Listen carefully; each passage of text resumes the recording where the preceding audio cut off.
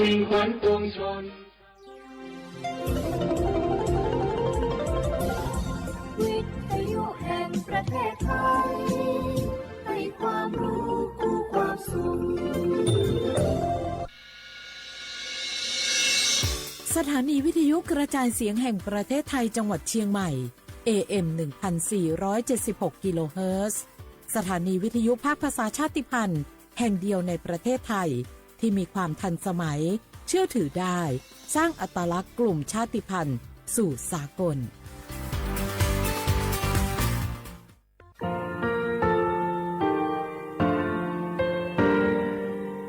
งาคือมีติปิเพกาวิเชลงาคือติกาติชูเลติเลเพกาวิมาเฮยาค่างาคือชอยาออตุคโลกาติเทวิออคโลคาติผาคาชูโยอาชูโยวิโยกาคาเดติเลอติเกกาพุติลาวิทัปาโตงาคือชอยาอาสติกาวิโยงาคือออตุคโลออคโลคากาติเทวิ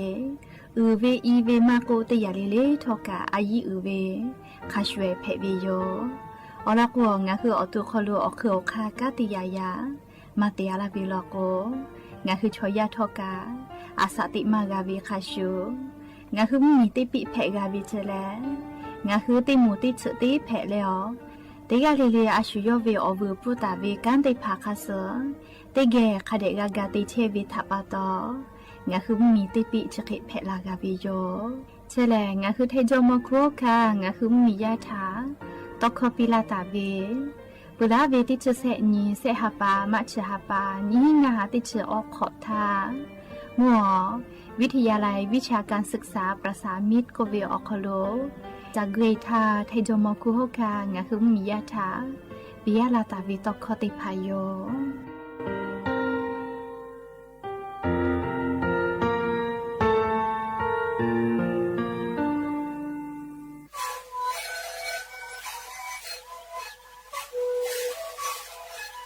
ชีวิตคือมันคือยาแก้เชื้อเบียออกเข้าชีแล้ว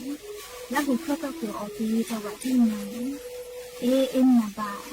เตที่โอหาสิบกิโลเฮิรตซ์ดิ้นเล้งหลอกเอาพ่อเอายาแก้เชื้อนาลีไปแล้วได้ชิ้นนาลีแล้วถูกไปเอายาที่นาลีใช้แต่แล้วเข้ามาชาพยาดิ้นแล้วหุบเข้าก็เชื้อเบียและงานแล้วหุบเข้าก็เชื้อสมานมาพาโบเมดิโซ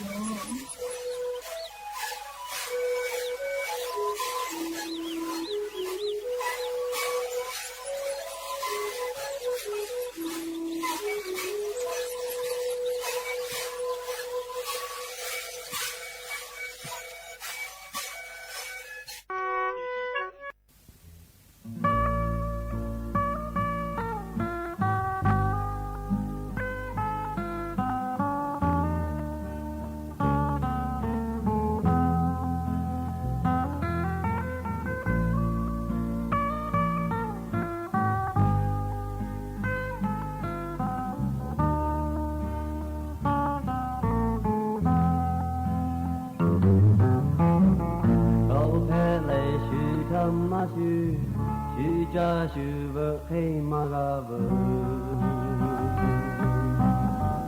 อาเพจ่าเจนีเบโตเฮลาที่อยากโอมาโนมือดูแลหาโซเบเทโออาชาเดดีเจปาโตยานีงาบุมาดาเดนาชงเบียพอเจโอโคชงเลยาคือเมริกาอาชีเวลายพกาบูอาชีทองหาทักาลามาลาอาบุปิโจเลคิเพเดียวอาบิอาบูดาเพเดคา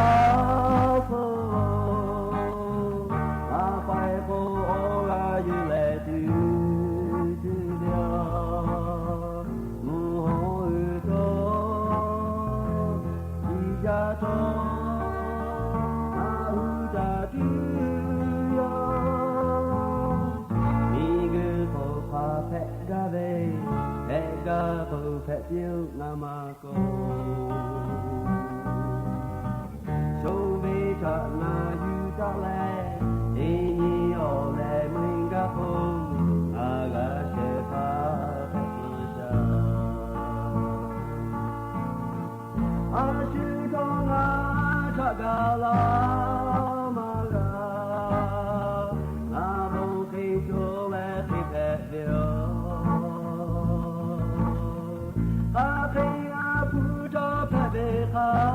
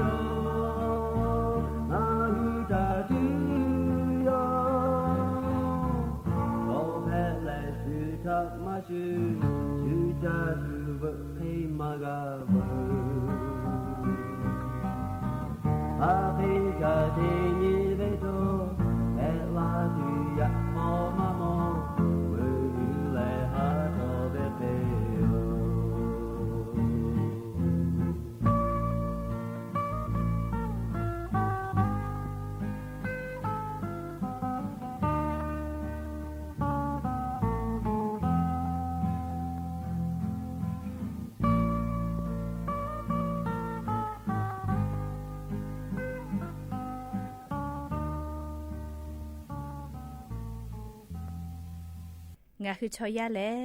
กาตาวิอบูมาชุดาวิคาชูเลงาคือเตตาวิอบูกะมาชุดาวิทัปปะโตกาวิอบูกะมาชุดาวิโยลิลิคอปีเอติปทอกะยูเวลาแลลิงาคืออวิอเนียราหุยาติพัทธะพอลาวิโยและอย่าเพื่อให้ติปทอดัจจาวิอยาชอคลงาคือติปโกกะมีลาแล้วจป้าอุปาลุเชตาวิอวิอเนียราหุยาติพัทธะติแกรายกาอบุดัจจากวิอคลงาคือติปโกกะมีลาแล้วจป้าอุปาลุเชตาวิอวิอเนียราหุยาติพัทธะติแกอคอกะกอกะดักเชวิทัปปะโตอลอเปติกาเลเลทะตะอุยอยาวิอคลละเซจาเลรายกาอบุดัจจากวิอคลหะยูลาวิโยแมหะวิอวิอนีละหุยาค่ะพ่อชื่อพ่อรู้เชตาวิค่ะคิเพเชเลเตกาเลเลทอกะจ้าแม่ดอแม่ซุแม่กาแม่ฮาเลดอซาเชอเลนาชุเรเจวิอยากะนี่คือไทมิงกอคโลแลมุกะวิอยาปึตาแลมุกุวิอยาฮอชฮอโมวิอจอยาลุลาปึวิทัปปะโตงาคือเตกาเลเลกะจ้าเวดอเวเชเวจอเวเตเจเลเลพ่อกะอายิเตแลอาชุยอตัวยอยากะทอกะคะเดนหาซาดักกิสิแม่และยันยูเวอยาแลเชเรซอคโลกะซุปนีเซฮาปามาเชฮาปาคโลยันยีฮาปาโซออนียันยีแลมอนเพวิโยและจะขอทอกะนีฮีนีชงะขอสขอฮาเวอวิอนีราหุยาติพาวเตฮาเลเลเวอยาฮินาริควายตาแลกอนาริทักะไกเตฮาเลเลงะคือลาหุคอตอไกเชวิโยแม่วิทยุเรดิโอพอแล AM ติฮิโอฮาสจิคอกิโลเฮิรตซ์เต ไลพอลาหูคอตอกไอเชียวเปิดตาเลนยิพอติพ่อ Facebook Fanpage สวทเชียงใหม่ AM 1476พอกะไลฟ์สดติดต่อไอเชวิโยงาหัววิอนี่ราหูยาติพาติแก่ลาหูคอพอนาแล้วนี่คือราหูชอจิตาโอกาปิดักไอแพวิโยและอย่าเพื่อวิอยากะยูเวลาตาวิซาตาติผาไล่รอยูเวลาวิโยจะได้คืออลเปเตลอแพกไอจูวิอเจ้ายามุชามุยิมกะมุหอพอจ้าดาวิซาตาอลทะงะคืออลติเกนาสิแมจุยเจ้าปากกรมจุนิยมวิทยาพ่อยคือซาตาปิลาตาวิแลนี่คือไทยมิงกอคโลกะกูให้และฟาตะก็เวลอแม่ไทยมุเหมียวนาติต่อพ่อฮาปาซึขอนตาเลฮีนีเซฮาปามาจาปาวิอยาคโลมุงกูเวมูฮอมูยิลูมือลูลาตุโยเจเตกะติติแลเลียมูฮอมูยิมูตอมแทเตแลวาสกาจิลาตุโยจิเมลีกูเฮและฟาตะก็เวลอแม่ฮาปัสขอนตาเลฮีนิเวอยาคโลงะคือไทมุเหมียวนาติตอพอโลเชตาเวอวิอนีลาหุยาติพาทอเลซาตาพอหาอยู่และคาเดกูเฮกูฟาตะแม่มุงกูเวมูฮอมูยิลูเลลูลาตุโยแต่ก็แลอลอซาตาติพาจะเคอยู่เวลาและงะคือราหุยะทะกาลาวิโยแม่จาเลกาลียะนี้ฮาปัสออนีเซฮาปามาจาปาอคโลแลยะนี่มิงโกโคโลชูเวออนแพวิเจแม่ชูเวจกาเลอะโลอะปูเวกาเววิเจติเลมันซาวิมาหิแม่ชูเวตยาทาเลอานาไลจือแพลาวิโยจะรับปะตอเลงะคือชูเวแลเลเชซาจอกซาพ่ออโปมาดาวิโยจะรับปะตองะคือมิงกชริสอคโลติขอเลกาเลงะคือชอยาสติตาเลฝาเชปุตุอโปเลชูเวออนีแต่ก็แลแต่ตาวิโยจิแมมจะรับปะตอเลงะคืออตูตาชุจิแมชูเวแลเลชูตุวิอติซาจาจิยาคาจ้อยตุวิเชเตหาจาจิแม่เลขโกมาชูหิทากะเตกาลิลิกาอาชุยอตุเลสติตาจอวิโลแม่หาวิอวิอนีราหุยาติเผางะคือชอยาชูเวโกวิชอเลขาเควิอาสอวิเลเจเลงะคืออตูน้ำนาอกิลูเลมวิพอกะสอวิจิแม่เลชอมูวิลโกอตูมาชูกะน้ำนาอกิลูเลอาจจะมาวิโยอยากชอมามูวิลโกเลน้ำนาอกิลูจะไม่กะลิชูเวนะเลอหัวหามาชูดาวิโยเฮกว่างะคือเลอตูมากะชูตูอบุจอวิจาตูว่าพามน้อยชิมาเสติพาคาเดจาจอวิเจคือว่ามืออชูจอมาเวชอจาเวและเลียงะคือขอนูติพาเลียแป้งคาร์โบไฮเดรตจอเวเลอเจจะได้ผ่าชอจายอไกจอเวจิเมลีอลโกอเจจะได้ผ่าคโลช่วยวิจอมาวิทัปะตอเคเตเลชเวอคูกาเลียงะคือออกาคาเดจอจอวิเจอีโอวิกาเลียติสเวียเซปอเจเลติปอเวียติควยนาลิเคอยายูตาและเลียงะคืออตูออกากะคาเดจอจอเวจิเมอวิอเนียราหุยาติเผางะคือไทมิงกอคโลมียาติพาอาสาติชงะขอโคเวชออเซพาอเซมาชูไกตุเวเปอร์เซจอมาวิเจคาเตและชูเวตยาทักไกฟัวเลอชูกะเตคาโลติพุเอและไกปุเตกือแลแพตอลาวิจิแม่เฮก็เลงะคือออโตมากะชูไกตัวโปนาเลจอเจนีแม่เลคาคิมากะจอจอเวเลโกโกงะคือยามิมาติพาโลโกเลจอเจนีพ่อนะจอเจนพ่อเซชนีนิวอหรือมาเกจจอวิเจเลเซชนีนิวจิเมลีจอเจนีเซนติเมตรแล้วก็ฮีชเซนติเมตรอหรือมาเกจจอวิเจและเลฮอกคาปาลโกเลก็ชเซนติเมตรไม่กับเซชขอนิวอหรือมาเกจจอวิเจเชเวอหรือไกวิทยาทางคืออตูชูเลไกปูพ่อเลอชูผู้ไม่และไกปูลาเวจิแม่เคกอตูชูเลไกปูลาเวเชเลก็ตูจอเวเลบาวาอานาอสมุเวอานาเลนิมาสอานาติเลก็ตูจาเวมาเลอานาติภากะก็แพกไกลาวิเจเลเคกงะคือจาวิดอวิอคโลสติตาจอวิลอแม่เลเคกนิเวติยาทางะคือไทมิงกอคโลเชซาจอซาพ่อเวมอสลาอุติภาโกเวเลอาสาติชงะขอโคเวงะคือไทมิงกอคโลชอชูเกตูเวเลแพ ไงเวน่าเลยเพมาตะลาตุเวเตฮาเวอาเลออชนีเปเซพะเจใครเตแลชูเวเตยาทาไก่ฟุเตพอชูเวอชูจอมาเลไก่ฟุเตรือเลเพลาเวกะเซชก็จูอเปเซเคมาไก่ตัวเวอคาจอมาวิเจเฮก็มิงกะชะดิสอโคโลเลนิเวเตยาทาเลชอยาอตุชูเวอานาเพเชเวตีฮีก็ฮาลาพะขิจอวิโลเจใครแต่ละออกาวิโอโคโลเตกาแลเลออตูชูเวจะใครติผาแพกไอเชวิโลจิแม่ชูเวตยาทาเลียปูเวกาเวเวมาดาวิเจติกามาฮิโอโลแม่เรียกกงาฮืออานามาเป็นดักไอปื้อเวเลียงาฮือคาเคติจากวยโอเคแพเวอานานาเลงาฮือหมอก็เมื่อจอวิจิแม่ลิเชซาปึกาและอานาก็พี่แพกไอตัวเวกานี่คือหมอก็เมื่อจอวิเจฉลาปตอเลงาฮือจาวิดอวิโอโคโลสติตาจอลอเลอลโกอตุชูวิตยาทาเลคามาหะกะเปดะมากาเวเป็นดะกิมากาเวอานาลิโลเอ็นซีดีอมูอโคโลเวอานาติผาเตยาเปเตยาแพกไอปื้อวิเจลิชกะยานิมิงโกโคโลชูเวออนีไตตาวิทัปตอลิชูเว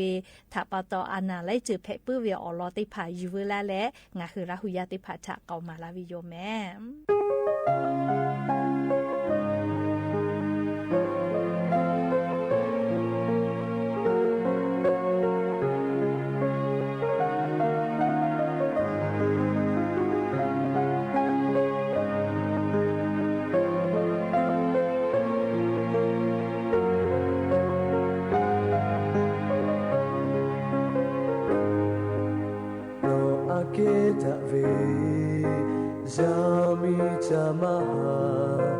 No ake havi cho jamaga ngatano akono laiga no hatao ngako no le ole me tigajo oke puti ngaha wichi amito boka chiga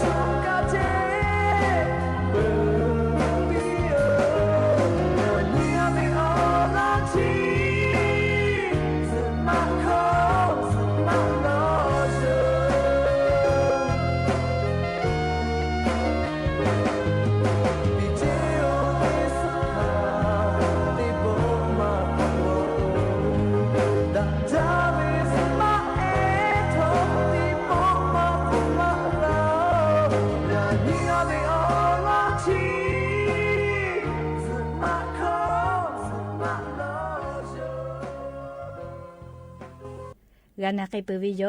ลิลิคอติปทอกาชดิคือก็จ้าเลยกะอยู่เวลาตาเวซาตาติพางาคือติแกก็นาเกสิแม่หาวิอวิอนี่ราหุยาติเผาฮีเลฮิจ้าเปาโมแก๊งคอเซ็นเตอร์ชดิพาโกกาลีเตโมเปเตโมโตลาเวเตมมีกาอยู่กาก็เตมมีเกาะพอยเวลอเจจะดาปะตอเลชดิคืออาจุยารัฐบาลกามีตอมมีจ้าดากอดาวิอคอโดมามีไทยมีให้ปั๊มมีปอดาและแก๊งคอเซ็นเตอร์อโมทาเลต่อดาไกตุโยจิแม่แก๊งคอเซ็นเตอร์จะได้พาทับปาโตเลมิงกโคโลมิงกชอยาลูวิสิเวพุชเตพามาโกนิมาลูเวแพบอดอฮาวิอเจติพามิงกโคโลงาคือชอยาเกวกาลาเวมาจาโอจิแม่จะรับปาโตเลอาจุยารัฐบาลงาคือไทยมิงกโคโลลโกแลแก๊งคอเซ็นเตอร์มาปือเจโกกะแพเวมาเจโอจิแม่เลเฮโกยับนิเวอยากานะงาคือราหุยาติพาแก๊งคอเซ็นเตอร์ฮิไลฮิจาปาโทรศัพท์ติพาติลาและเลฮิไลฮิจาเวออกคาจอวิชอชงะคาจอวิเจเลงาคือติกาเลเลกาซาตากาพอหายูเวอคอโลเลเนคืออลอกากาเวลโกแก๊งคอนเซนเตอร์ฮิเลฮิจาเวจุยกวยติพาทานี่คือกะมีกาตัวอโปนะเลง่ายอย่าจอวิเจแก๊งคอนเซนเตอร์ติพาโทรศัพท์ติลาและงาหุมียาเกียวฮิจาบิจาเวอลอติยาแลนอพุชาเวพุบะเกาแม่เลขเตเลนอข้อมูลอาจจะยืนยาตัวโตละแต่ก็แลเลโทรศัพท์ติลาวิเจเลขก็นอคือพุชเวติยาทาเลโทรศัพท์คอโลเจติยืนยาตัวโตมาแผ่แม่เคก็นอพุชกอติอคอโลแต่เลสายาติพาลิติพาเซกากาทูวิแม่เลโทรศัพท์คอเจต่อโยเลพุชลาวิชอแผ่ไกมากันนะเลเคเตเลนอคือเกโลโทรศัพท์ติลุลาเลต่อคอชติพาเยเลนอคือพุชาวิกาโอก็เลเลจะเคเตลาเวลโกหันบะเจเลโทรศัพท์คอโลนาอุตะก็เตเจอลโกแก๊งคอลเซ็นเตอร์ฮิเลฮิจาปาเลเลโยคือฮิจากาตัวโปจอกุจอบีปื้จาจิแม่เลเคก็งาคือมียาติพานะเลเอาเลมลโกชูบีโลวิทาคามากายเวลโกเลฮิเลฮิจาเวอคอโลจิลุเอลาจิแม่เลเคก็งาคือเกลเลโทรศัพท์เตลุลาเลโนพุชาวิกาโอข้อมูลยูยาตัวโตละก็แลเลโทรศัพท์ติพาจะเคเตลาเวลโกหันบาฮิเจเปื่อเลนี่ยาติยาเลนอพัสดุก้าวิจอวิลอแม่เลนอวิพัสดุเชมีวิอเลียวคาคอพิจอวิมอลอเลเฮโกนอเวหมายเลขบัตรประชาชนติพาฮับปิละเลนอวิข้อมูลเชลาก็แลพัสดุมอสุกอติอคอโลเวบริษัทก็แลขนส่งก็แลเลติลาวิจะเคติพาลอโกกาเลหันบาปีจิแม่เลอลอโกขนส่งพอโลเลจะเคติตัวอะคอมาจอเจเลเคก็งาคือแกวโทรศัพท์ติพาจะเคติลาวิลอโกตาฮับปีเจเปื่อเลเซยาติยานอมีวิอเลียวคาคอพิถาติยาวิลอแม่ไม้จับจอวิลองาตาญอฮูลูโยก็แลเลโทรศัพท์ติพาจะเคติลาวิลอโกหันบะเจอลอโกเลตาญูมียาแกวโทรศัพท์ติกะเลไม้จับจอเวก็แลเลโทรศัพท์ติพาติกะเลทูวิมาจอเจเลไม้จับจอวิลอโกลิติพาติเลกาลาวิโยเลนี่คือติพิติยาวิลอโกอยากคาโทรศัพท์คอติลุยและมียาแกวติลาเลจะเคโกเวตาญูซานาอคโลมาจอเจเลตาญูแม่แต่ก็เลนอไม้จับจอวิลอก็แลเลโทรศัพท์ติลาวิลอโกหันบาปีอะเจเลอลอโกชกะฮีและฮิจาเปาโมเวเลฮิจาคาติคาเพวิเจก็เพื่อเลเลียอ้อยาติยาลโกโนเวธนาคารบัญชีออกคอโลปะฮัจโจเวลอแม่เลเจ้าหน้าที่ธนาคารเพวิเมงานอเกียวติลาเวนอเวข้อมูลจอมาจอเวปะฮัจโจวิเชญิลาหมายเลขบัตรประจำตัวประชาชนฮัทุละก็เลจะเคติลาเวลโกกะหันบะเจเลอลโกธนาคารออกคอโลเลตอยอเลอบัญชีปะฮัจโจเลอเลติปอติโทรศัพท์คอโลกูเวอติมากาเจนหัวตัวธนาคารออกคอเกเลกาจากกูเวแม่เลจะเตลาเวลโกกะหันบาเจเลตาฮับปีเจก็เพื่อเลง่ายยาติยาลโกนออบุดะจาวิชอลแม่โทรศัพท์มือถือ iPhone 16 Pro Max กาเวลเลชเวียสูฟุลาโนเวข้อมูลจะปิละก็แลเลโทรศัพท์จะเคจาเตลาเวลโกกะ หันบะเจไม่เลกันเนาะสุจ้าละสอกาเวลแม่ลิเฮกก็เนาะสุจ้าเนาะเกี่ยวฟืลากาตัวปูข้อมูบัตรประชาชนหมายเลขเบอร์โทรศัพท์จะได้พาโทรละก็เลยเนี่ยเกี่ยวจะเขตลาเวลก็หันบะฮิเจเลี้ยวละก็อพูดชมาเวเลี้ยวงามือผู้เวละสอกาอะเคลิปิลาเวอเจอแพกให้มากันนะเลี้ยชนะปะตองาคือล้อผัดตาอือแม่เลี้ยจะเบื่อเวอยาวคนละสิผู้กาข้าจ้าเลี้ยไรกาก็สุจ้าติบากาเวเจก็ติบาเวอมึงมึงกาลาวิโยเวทัปตอนะเลฮาเลเลเลติยาปติยาชูโกลาเวขโมกปีเปเลอเลมุลโกเลชูหิจาเวนะเลจอเวอเจติภากะก็ชูเปลาเวกาเวตาโกเลจอเวอเจกะชูเปลาเวโยจราปตอเลงะคือมียาติภาแกงคอเซ็นเตอร์ฮิเลหิจาเวอคาติภาทานี่คือกะมีเวโยเลกะมีเวตยาทาชูนี่คือทาฮิเลหิจามากะแม่เลยาคังะคือแกงคอเซ็นเตอร์ฮิเลหิจาเวอคาทามาชเวทาปตอชุติลาวิตยาทาเลอลอมากาสาสตามากาหยูวิทาปตออเลมุลโกชูหิจาเกเซลาวิโยเลเกโกงาคือมียาติยาเลเลกาสาตาติภาคเดพอนาเลเลอเจ้ายาคาสเพตอลาเชเวอเจติภาทานี่คือกะมีตัวอโปเลติกาเลเลกาสาตาคเดพอหายุและเลแกงคอเซ็นเตอร์นี่คือเกี่ยวโทรศัพท์ติลาเลอคางาคาชื่อง่ายอย่างก็ไกเปิดตาเวียติลาวิโลโกเลติปติโทรศัพท์หันบาปีแต่ก็แลงาหัวเวียวเนี่ยละหุยาติพัทะแกงคอเซเตอร์เลมากาฮิเลฮิจักไอตัวอโปเลอคาติพาอยู่เวลาและจะเคเกามาลาวิโยแม่และอย่าเพิ่งหาติปอชิลากะลาตัวเวอลอซาตาติพาจะเคไม่จะได้โยแม่รู้ละแล้วโอกาปิลาเชเวงาคือละหุยาติกาเลเลกาอโบจาแม่ติกาเลเลแม่กาแม่เชซาจอซาฮาเลดอซาปิแม่เสียดีมาโก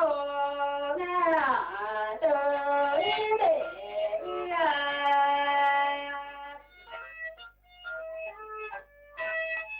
อามานิยามาดาอาโบเรมาโตอาโบอาโ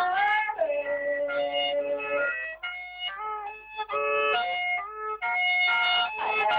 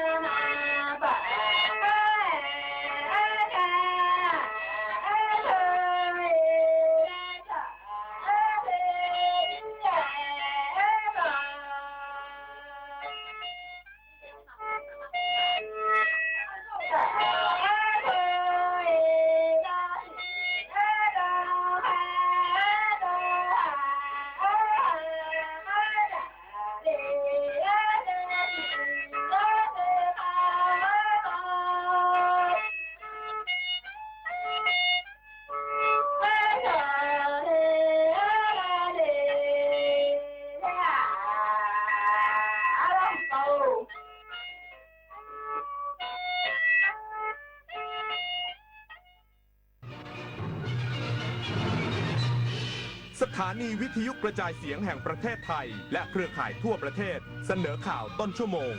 รู้เร็วรู้จริงเกาะติดทุกสถานการณ์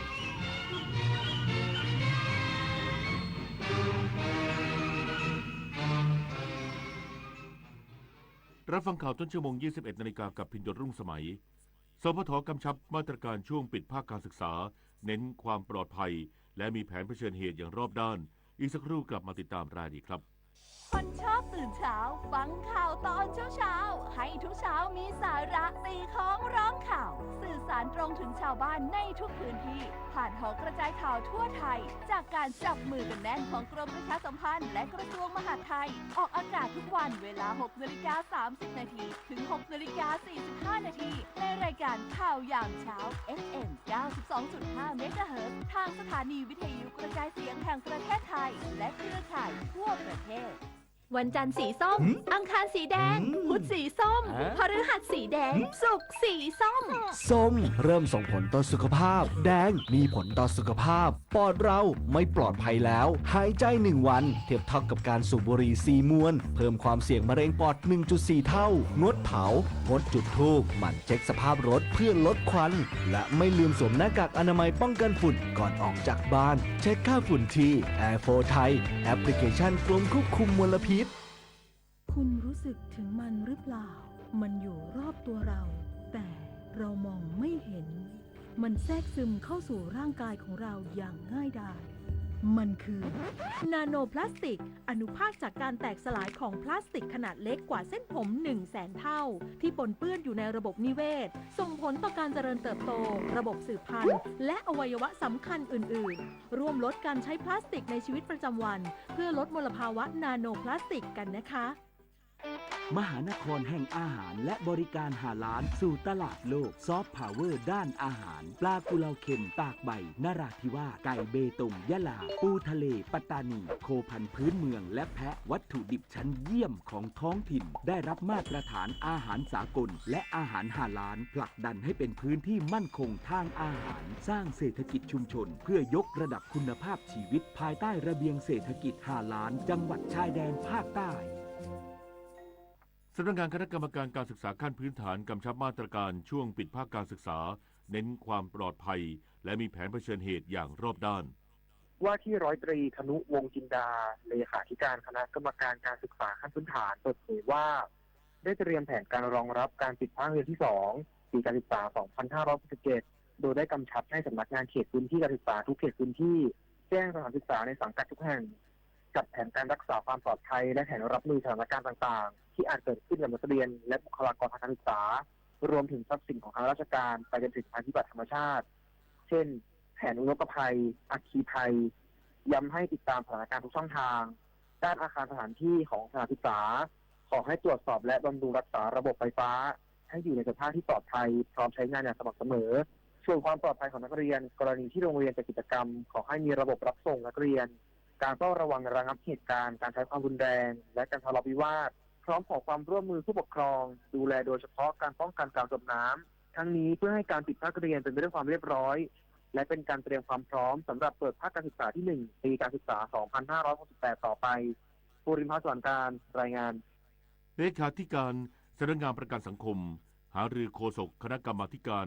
ศึกษาการจัดทำและติดตามการบริหารงบประมาณสภาผู้แทนราษฎรพร้อมเปิดเผยข้อมูลมติบอร์ดประกันสังคมภายในสัปดาห์หน้านางมาราศีใจรังสีเลขาธิการสำนักงานประกันสังคมกล่าวว่า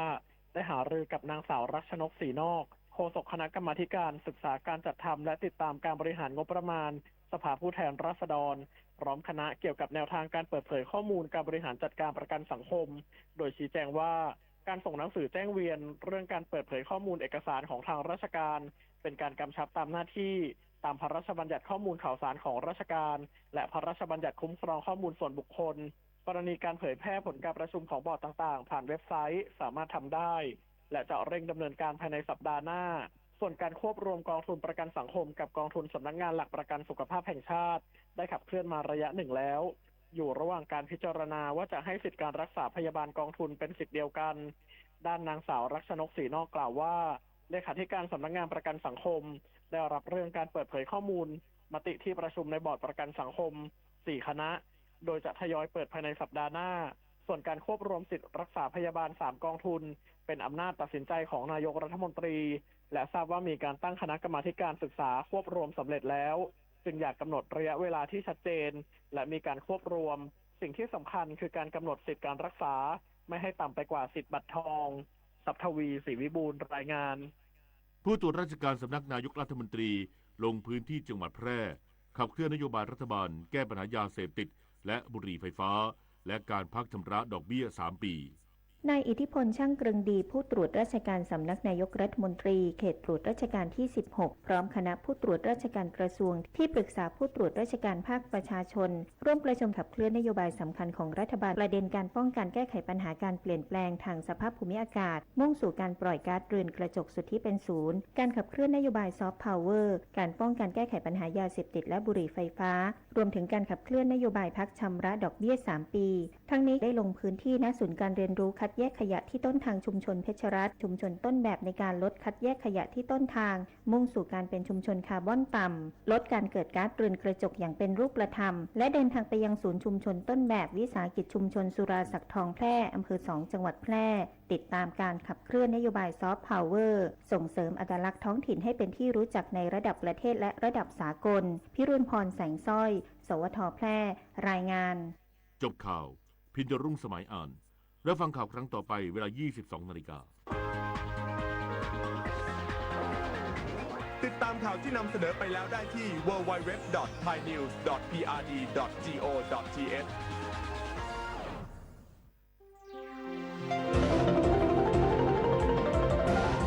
วิทยุแห่งประเทศไทย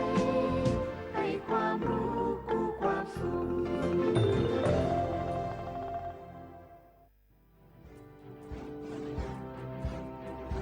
เดินเถิดเราชาวพุทธหยุดหลับไหลเรียนธรรมะพระวินัยให้กระจ่างช่วยกันคืนพระธรรมเครื่องนำทาง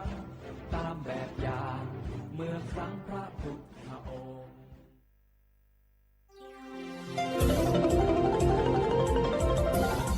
วิทยุแห่งประเทศไทยให้ความรู้กู้ความสุข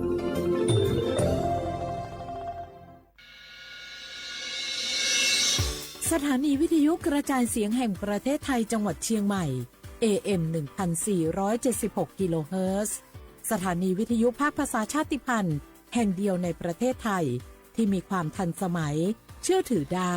สร้างอัตลักษณ์กลุ่มชาติพันธุ์สู่สากล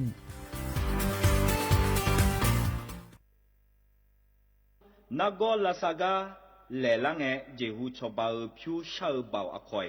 บาทอนซุมอเกอามคานากอลาซากาเลลังเอเจฮูชอบาพิวซาอควายาเม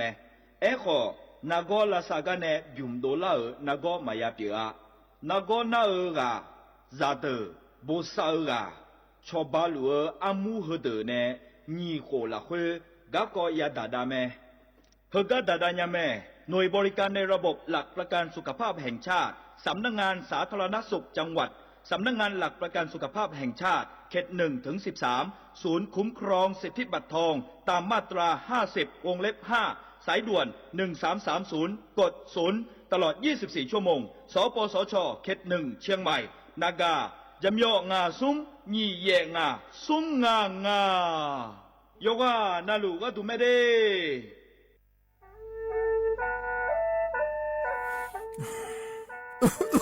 อาลูลูฮอเซ่ฮัลโหล PM 2.5 กัมพาวลาสเมียมัวที่ปอยมามึงอ่ะสักแกบอกว่าโดยช่วยในเป็นลาสเมียเงแม่ฮกกอดูนะยกนาลูกโลยาสาแม่อย่ามือจะซาโดพอก็เดเลยโดเดกาปป้าเพียงก็เดเลยฮอเธอเยอะปป้าเพียงก็นี่เดเลยเธอรู้ไหมอดีมาก็ก็ฮกออดีรู้เดินพังอ่ะ PM 2.5ก็ก็นะโยหือก็ก็โยกานาลูเดเลยก็ก็เธอมีแน่อายุวันในบีมือดาราญา งาและโยกานาลุยาฮอลืดากะกองายืเนี่ยจังไงดอเจถ้าคือลอยยืนิวโยฮันเนสลาดาคาเฮวอยู่ผู้ลาโลอดัวบ่ผู้ลาโลเฮจีเฮเจมีจามาคืนนี้ลาลือเนมาลาลือจีญาเดนะขอนี้มีฉันได้มือพาลาคือเนดายืนิวน่าบ่ชมีจาไกมาบีโดลานียาฮอลืดางายืนิวบ่ชมีจาโดฮอมอนาอะชอจำนาที่ตัวปาฮอลืดาดึงอะข้อมาดอจาบีลอยยืนิวน่าโยวานาลูชอบาวเนอะบ่ยาคดางายืเนี่ยบ่ชมบีเจียวเนสาจะแลอยู่หาสูอ้อเธอโดมาอันแพ้ยอฮานาลูอาลาเจ้าที่เขาลอยกัวเนยอฮานาอดัมเปดามือดาลาเนยอฮานาลูสาก็พอปะมือดาลาญาพายอดิมาไทยช่อหาโยวานาลูฮออะชอมีหอนช่อหาดอเดกาลาเดอสายอมือวออัญญาพายยอลอบิลอและโยวานาลูตะกอลวยยาฮอลืดางายีเนียวเฮกันนิยอนดอกบัดาบ้านแนสำนักประชาสัมพันธ์เขต3กรมประชาสัมพันธ์พอปาแนจักาเนงา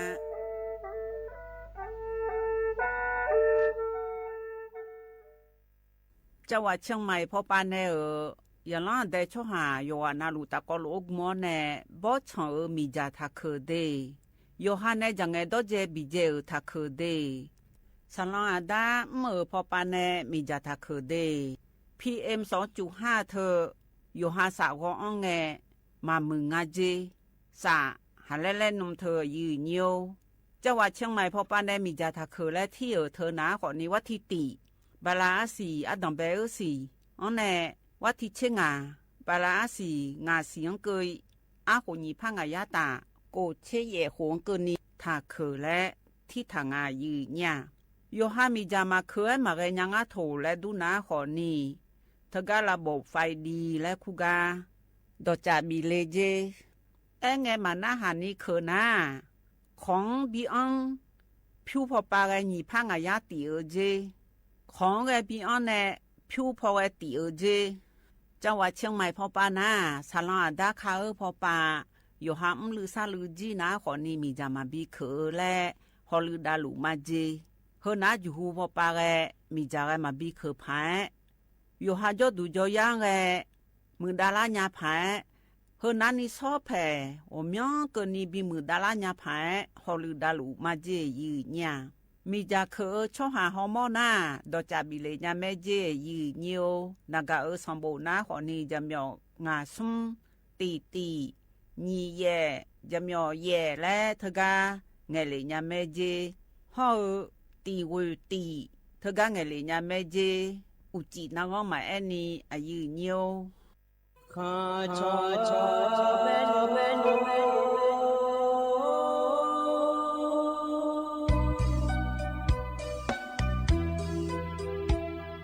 จะนี่จอปูเลงดอกทุยอาคาเบ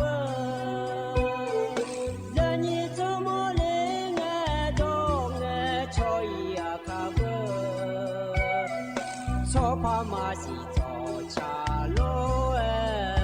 นาอีเบสมาเงนามาสิโกเลดาอีเบพนุมาสิลาทอเลมาจอเลงาเจ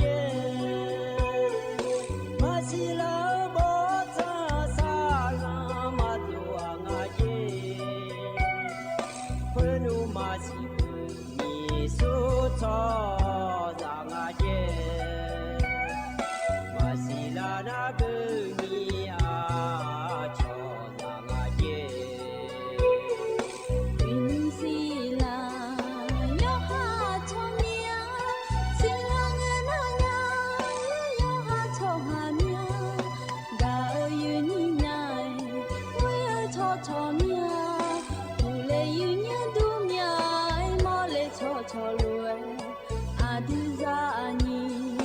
ที่พูมาจังเลยสมือยืนยาวและที่ดูมาตายจายินชอจอเลอาดิคือลองหิมเยอินายามอจอเนดองเงชอตามาเฮ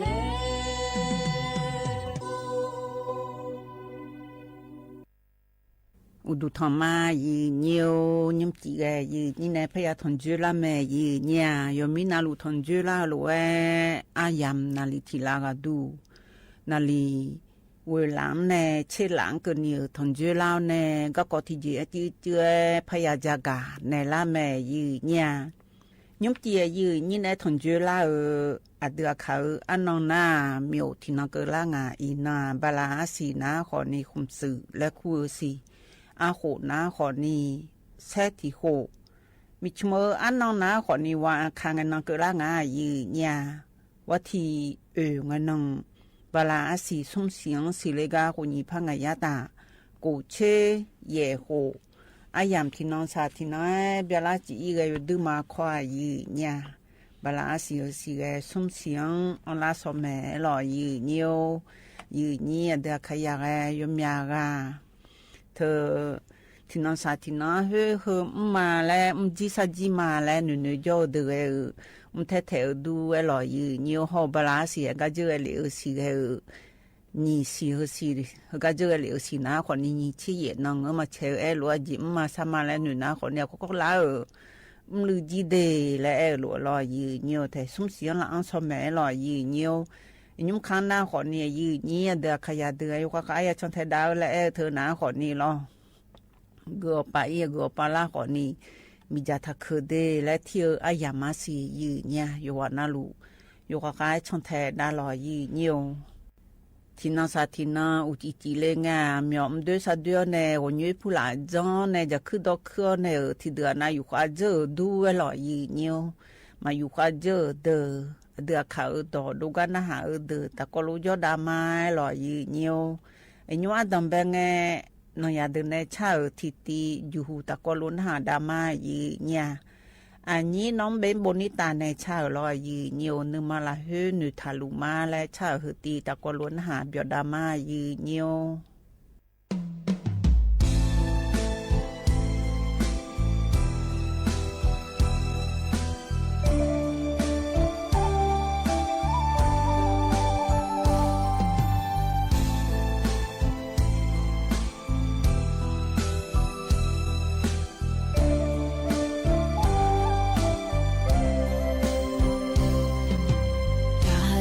lì con ní nga gà nhà lệ mà e đu chữ nhà yami abu nga ha thia gà nhà lệ mà nghe đu sa nhà kama phu lệ mo lì kho nga mà nghe đu chữ nhà nhong gà ở badane nga ở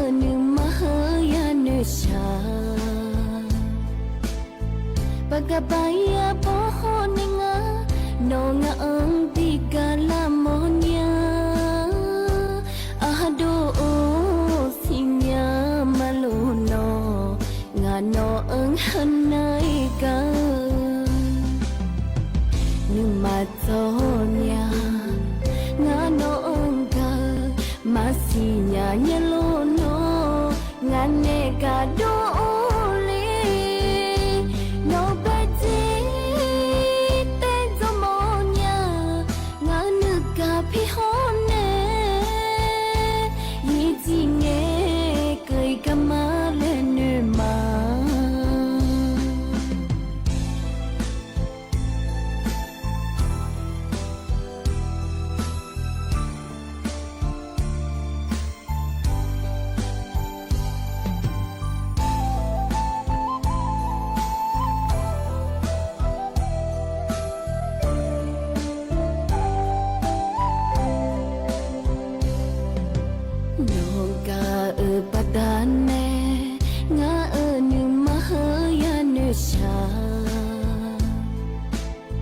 Bagabaya pohoninga no nga ang tiga lamonya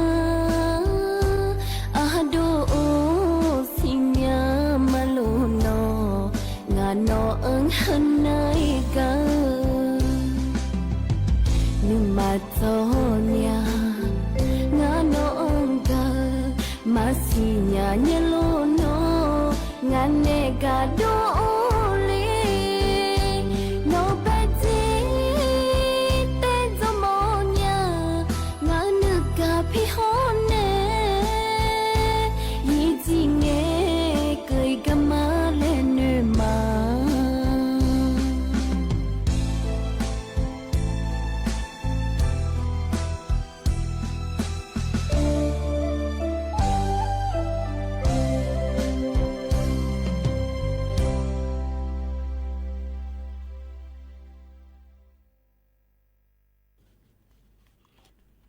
นอยาเดินในชาเรยันนะหาเบียวดูเอลอยืนิวนอยาเดินในชากายันนะหาเรเลียกันในนากะกอจากะดันในญายืเนี่ย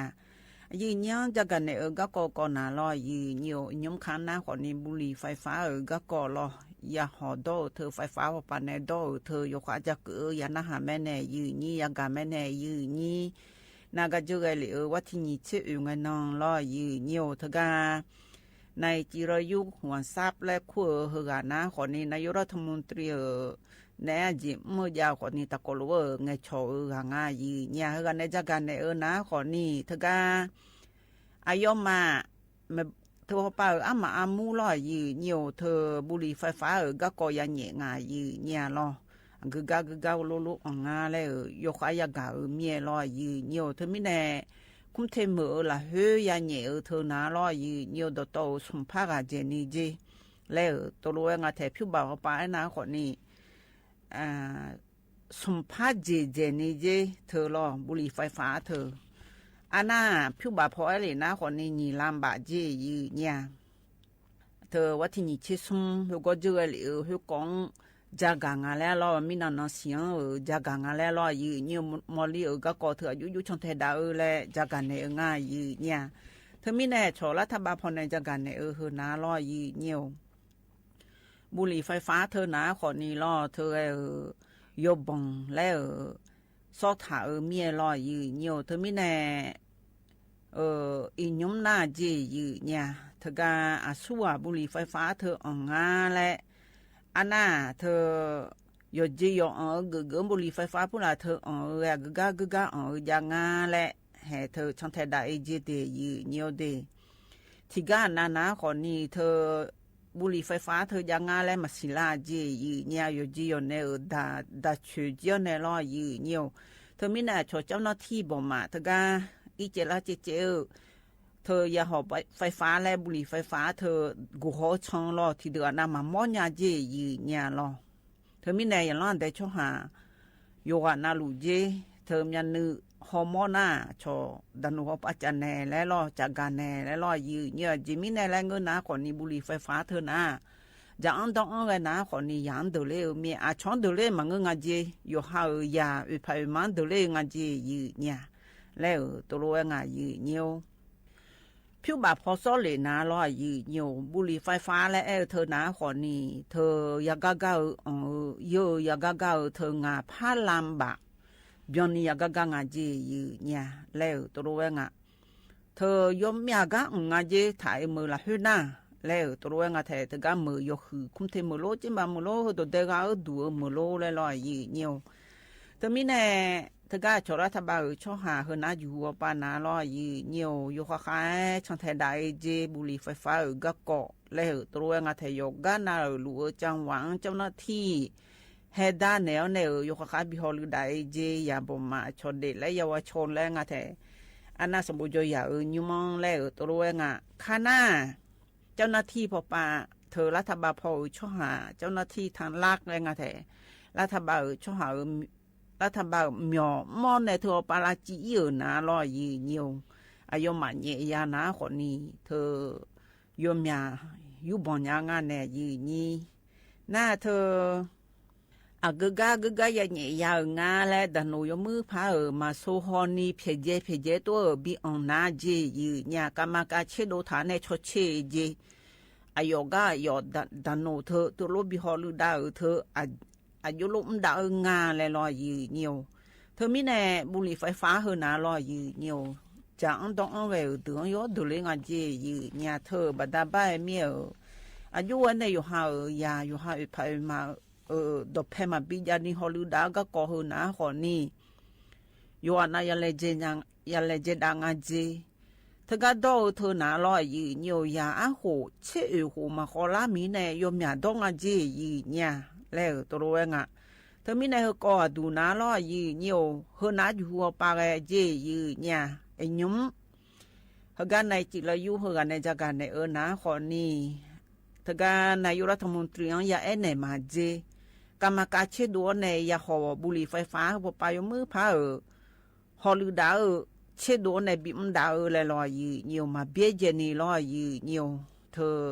อีน้องฮอร์โมนน่ะอีน้องแย่น่ะอีน้องเบี้ยเจมังเออยู่จนน่ะลูดาเธออาจจะมีแน่แลเงินนะขอนี่เมียดานะเรามาเพียนนี่ดานะมือล่าพอนะเมียเจงานแน่น่ะอยู่หายาอยู่หาไปมาบุหรี่ไฟฟ้าดอกแพมาซ้อยพายเจอยู่เนี่ยแล้วตัวงานหน้าก็แน่นะขอนี่เธอปั๊มอยู่ยามด่าเธอนะชอบคณะกรรมการคุ้มครองผู้บริโภคแรงอะแท้เธอแหละจาการดกา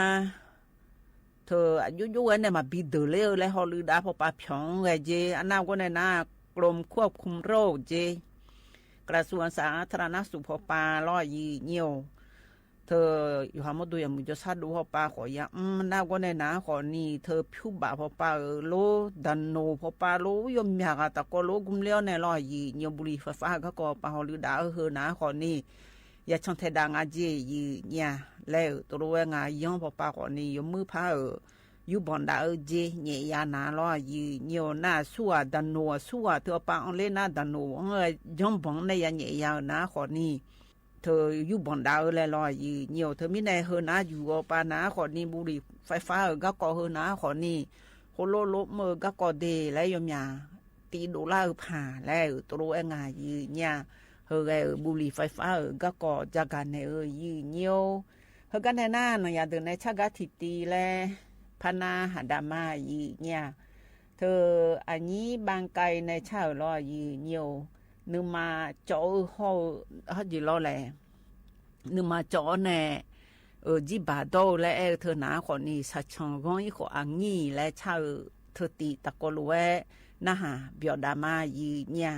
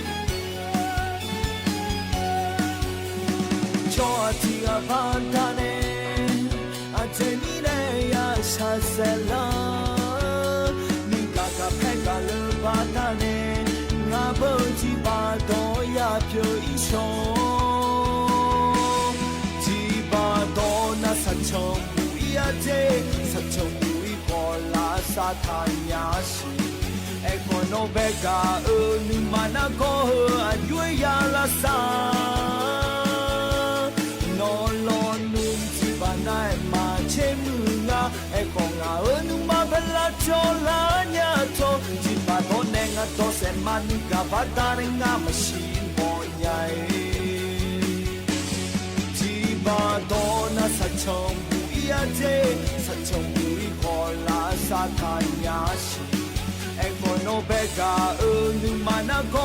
Ayuya la sa.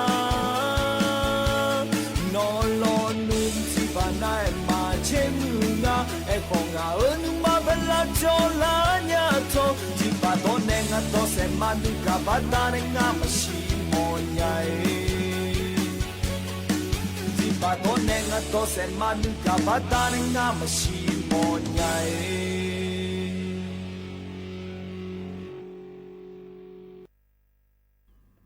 อันนี้บางไกในชาเรยันนะหาเบียวดูเวลอยีเนียวกันในนั้นก็พัจกดานในญ่ายีเนี่ยเขาก็ว่าดูนาล้อยีเนียวทก้าชอบประกันสังคมพอปานในจักรในง่ายยีเนี่ยประกันสังคมพอปานหนาขอนี่เธออยู่หานาลาโกลาในเฮือลาไซแงล้อยีเนียวอยู่มือพัมหอลือดานในหลังอะไรเล่มเสียยมยาค่ะเงเกอเอ็กก็ก็นาล้อยีเนียวในจักรในนะขอนี้ประกาศสังคมพอปันในผิวอยู่ในละสาเลงานแล้ว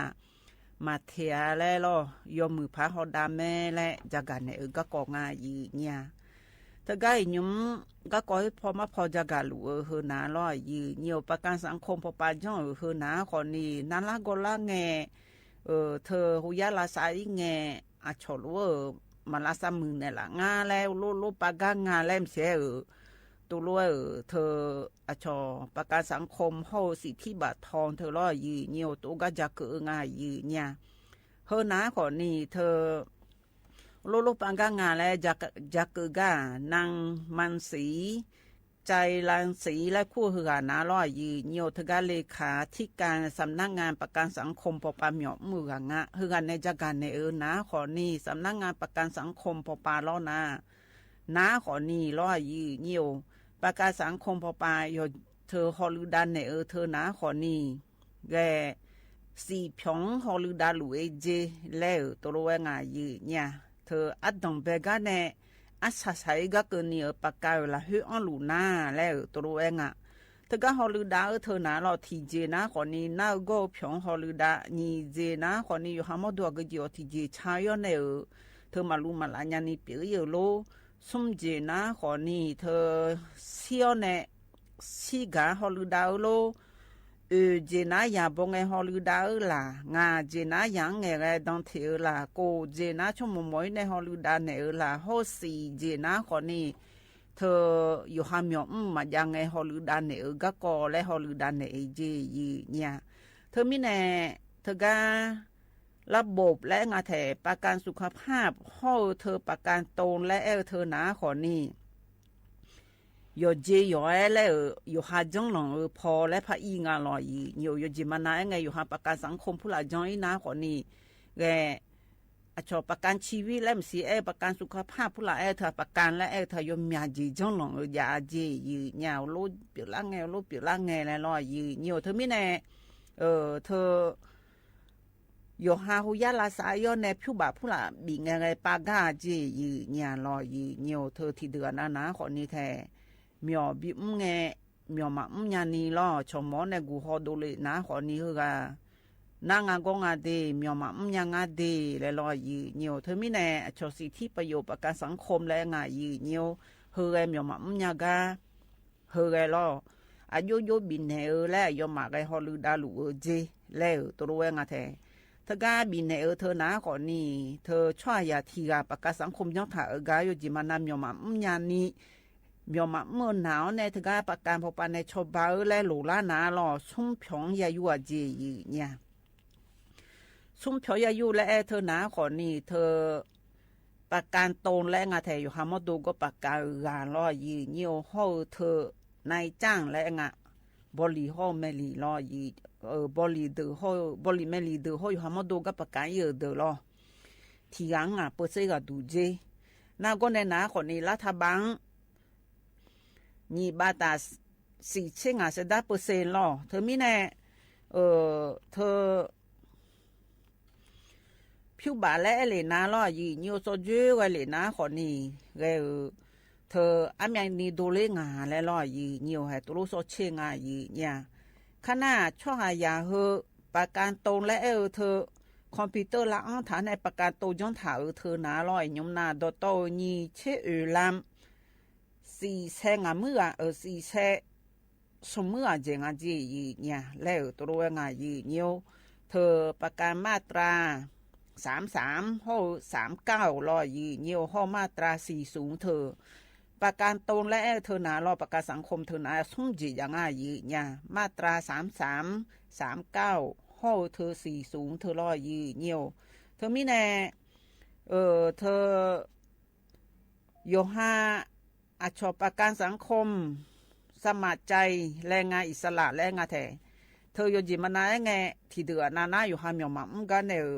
เธอเมียวมือพอปาแล้วเสดาบีอยู่โดมายานี่อยู่หามอดูในบินเนี่ยเธอรอยืเนียวเธอมีแน่ประกาศเธอนะขอนี่นิติสมติดูยังไงรอยืเนียวเธอมีแน่กระทรวงแรงงานเขาเธอก็ชอคณะกรรมการแพทย์แรงงานยืเนี่ยเขาสำนักงานประกันสังคมเธอนะขอนี่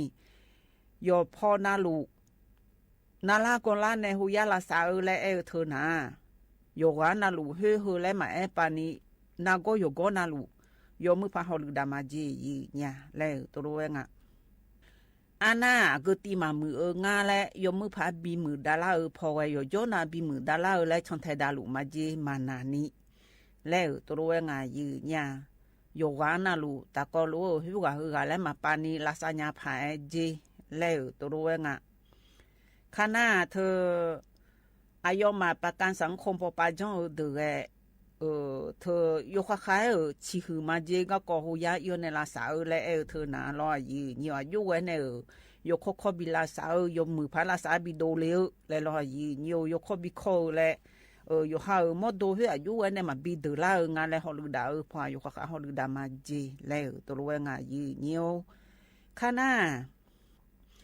เสือผู้หลังลาสาวก็กอเธอหนาลอยยืนเธอก็เสือลาสาวก็กอหนาลอยยืนเสืออยู่ขายโลอยู่หาเสืออุเจจุเลเฮแปดดูโลเสือไปงาเสือไปงาและละหุยโล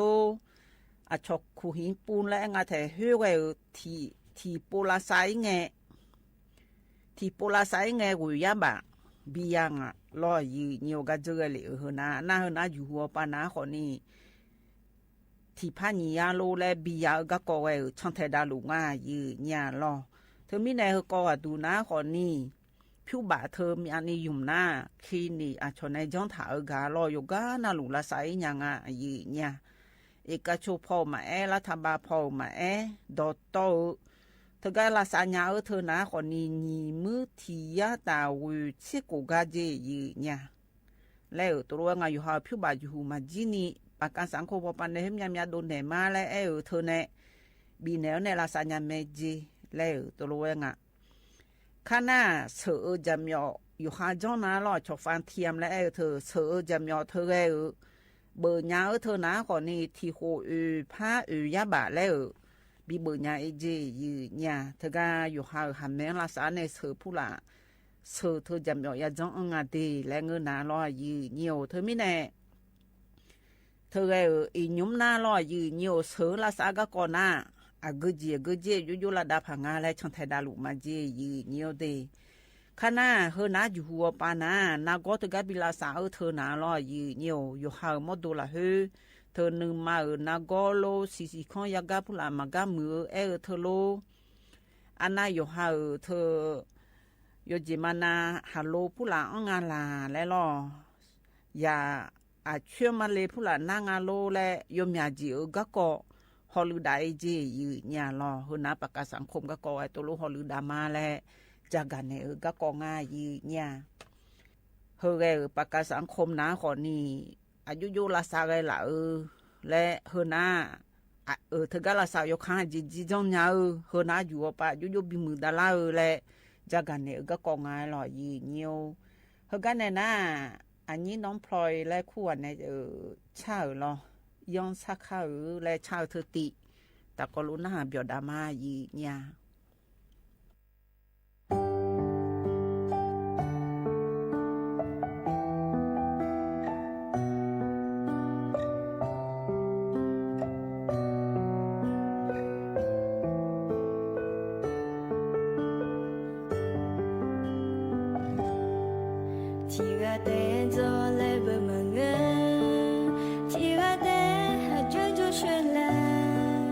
ที่个แต่จนนะยง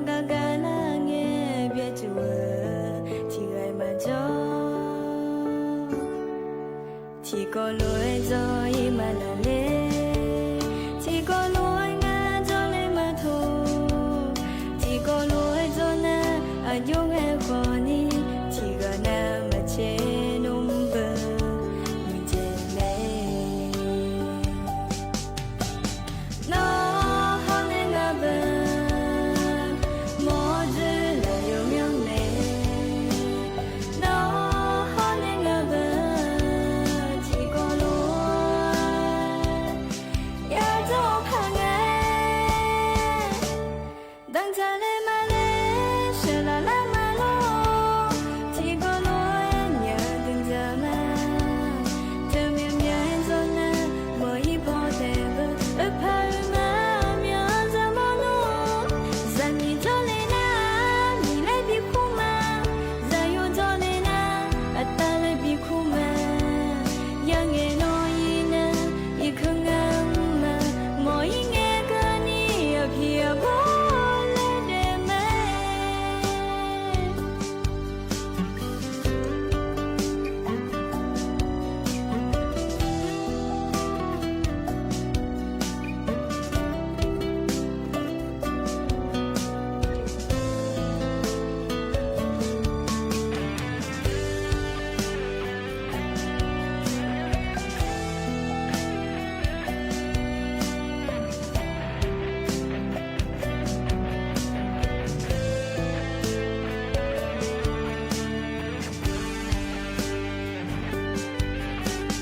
nó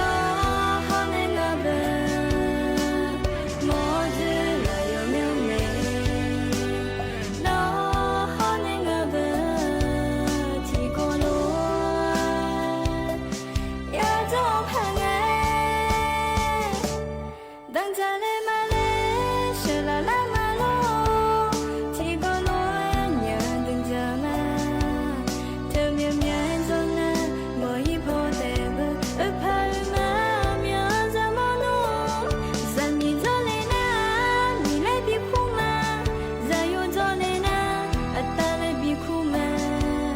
yang nghe nói nè y không ngang mà mỗi nghe cái ni ở phía bỏ lên để mê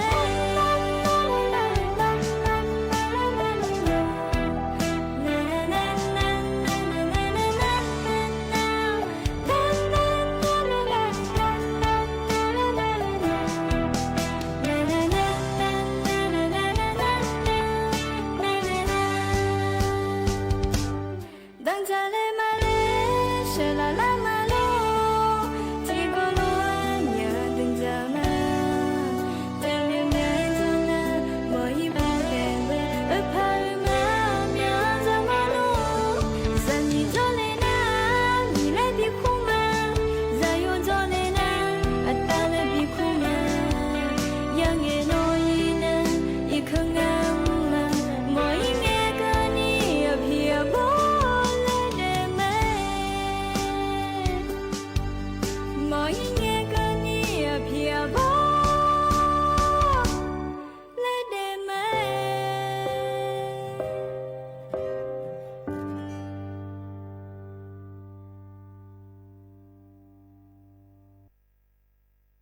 ยันนะฮะเบียวดูเอลอยยีเนียวฮกันเนนะชิกูกาเลนะฮะดามายีเนียวยุติกาดูนะขอนี่อบอสโลเนชิกูกาตะกอลุนะฮะเบียวดามายีเนี่ยอายามฮะยาลวยชามีเลยัมโออามุมิจาชอมาโออันเดลจิมาที่ว่าชาชาเนี่ยงาดานสุลาดะกะมันสุอะซามุเชดาลดะใจมาโม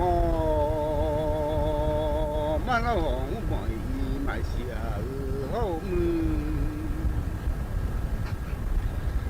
เดมีสุบุมาโมเดมีสุดาดามาสีงาบ่ดานสุลาดากามันสุอะซามุเชว่าแม่ฮอลิม一苏嘛做你努万家莫发，干嘛这些嘛没啦？但老在家里嘛莫嘛老红嘛伊嘛是的我嘞。下面就比你的马过，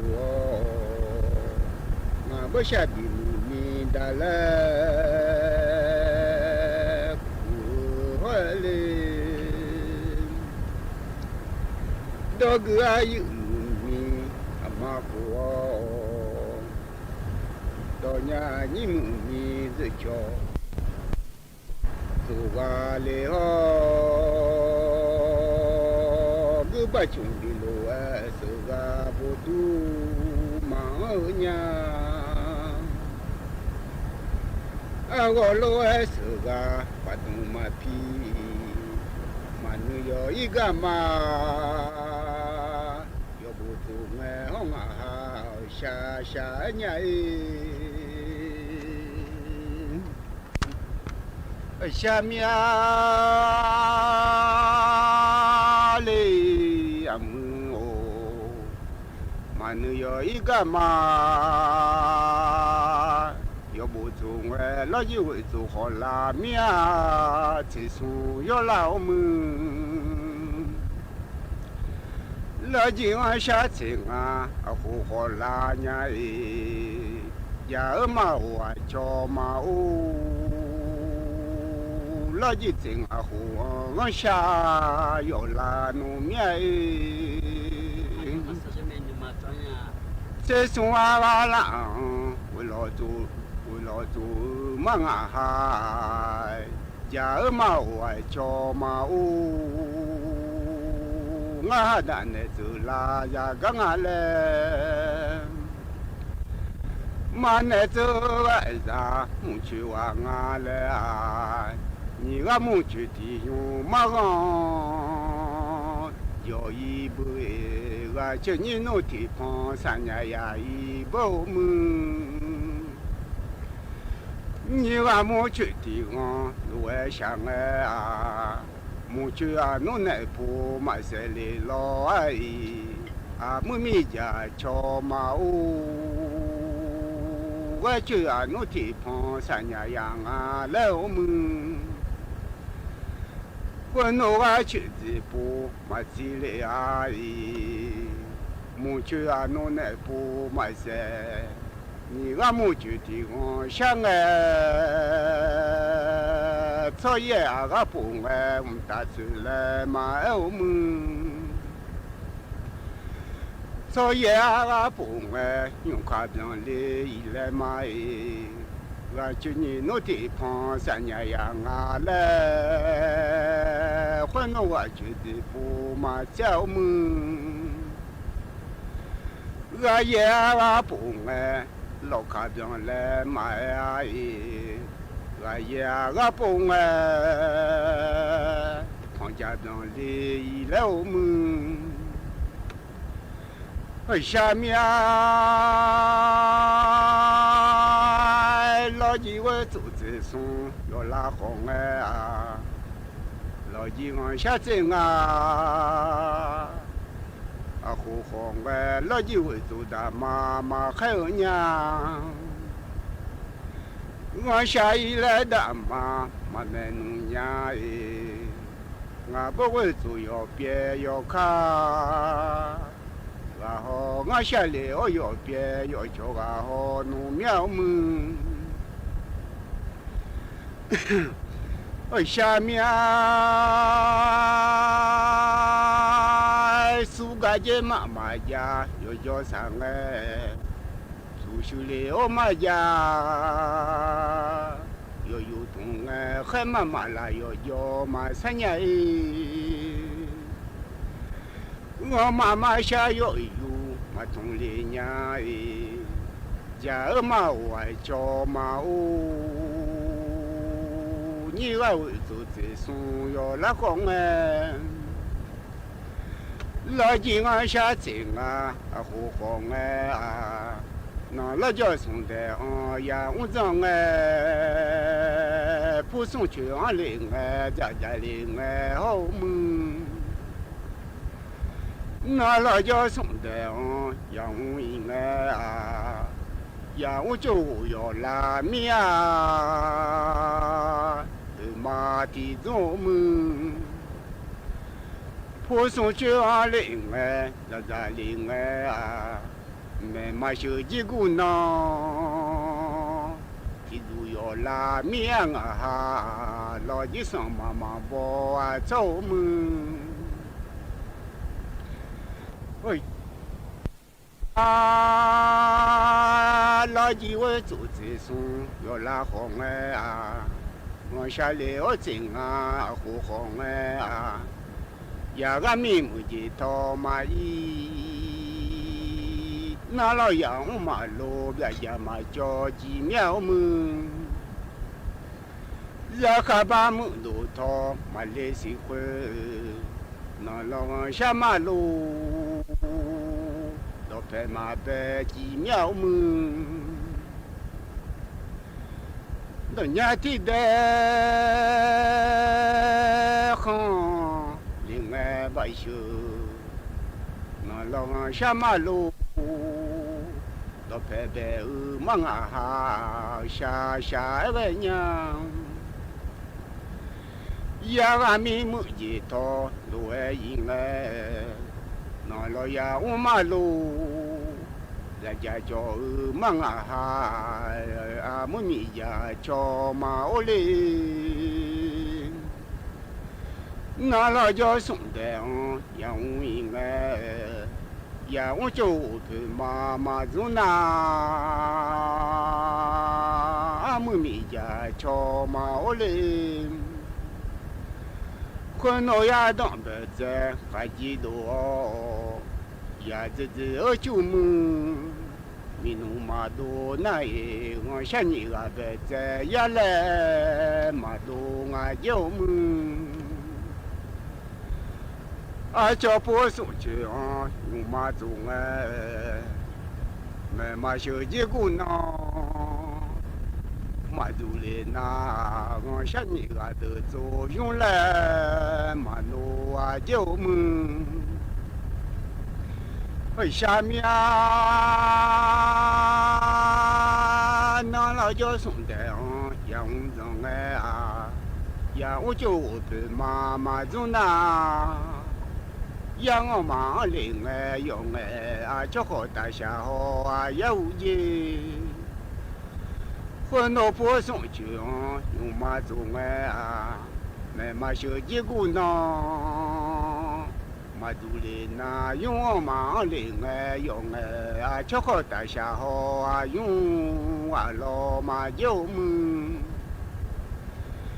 啊叫做马多大啊个呀呀咦。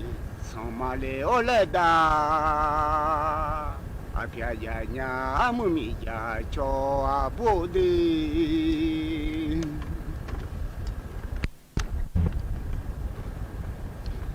下面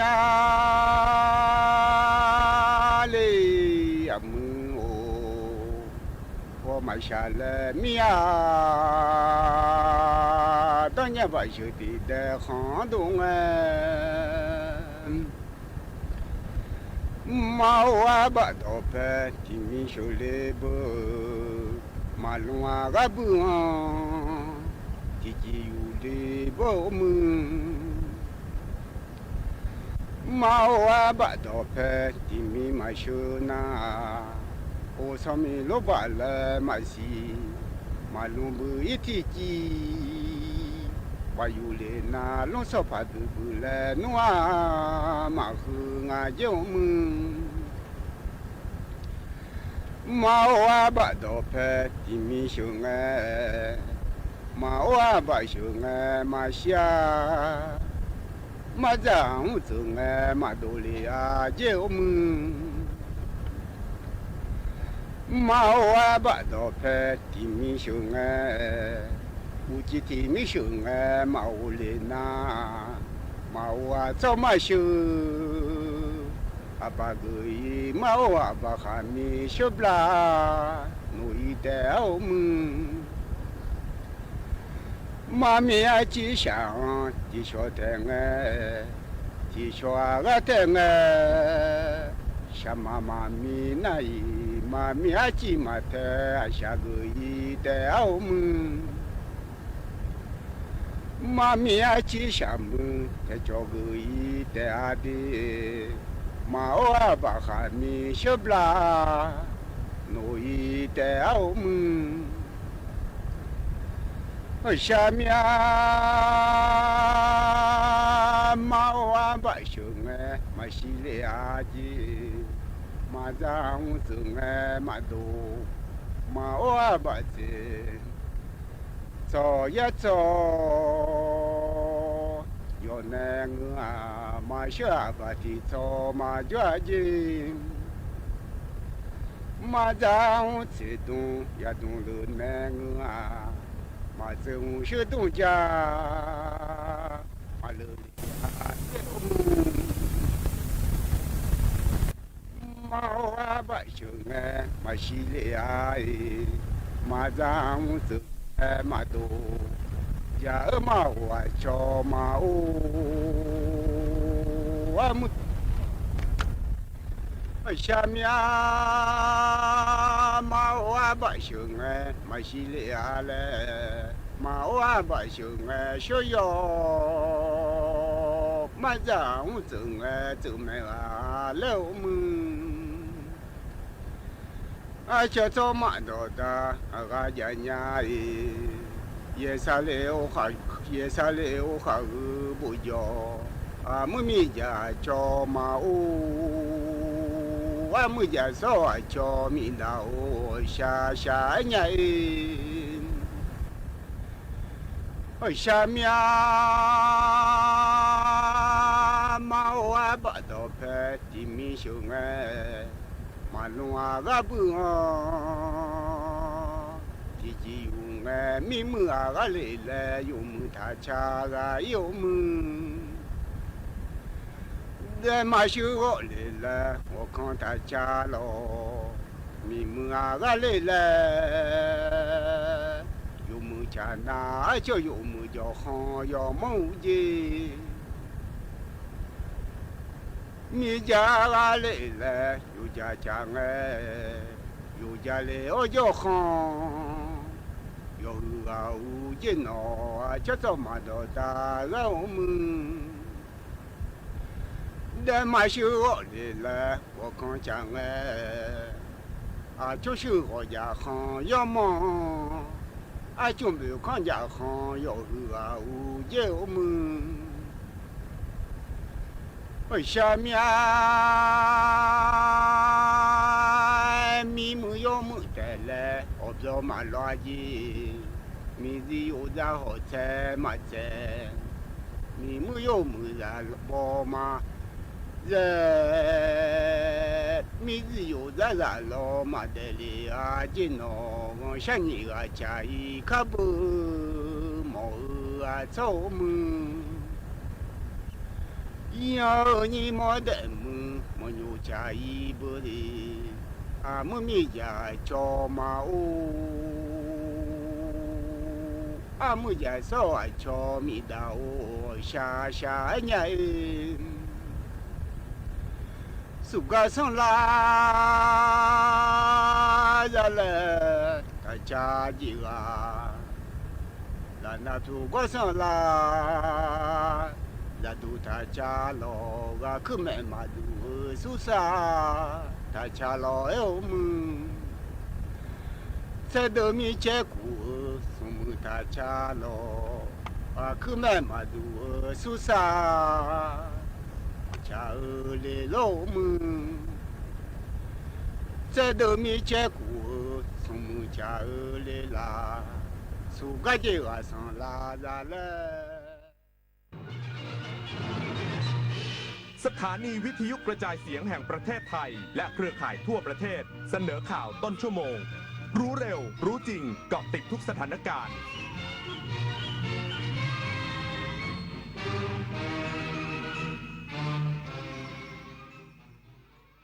รับฟังข่าวต้นชั่วโมง 22 นาฬิกากับพินโดรุ่งสมัย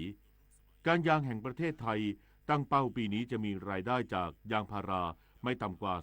350,000 ล้านบาทอีกสักครู่กลับมาติดตามรายละเอียดครับ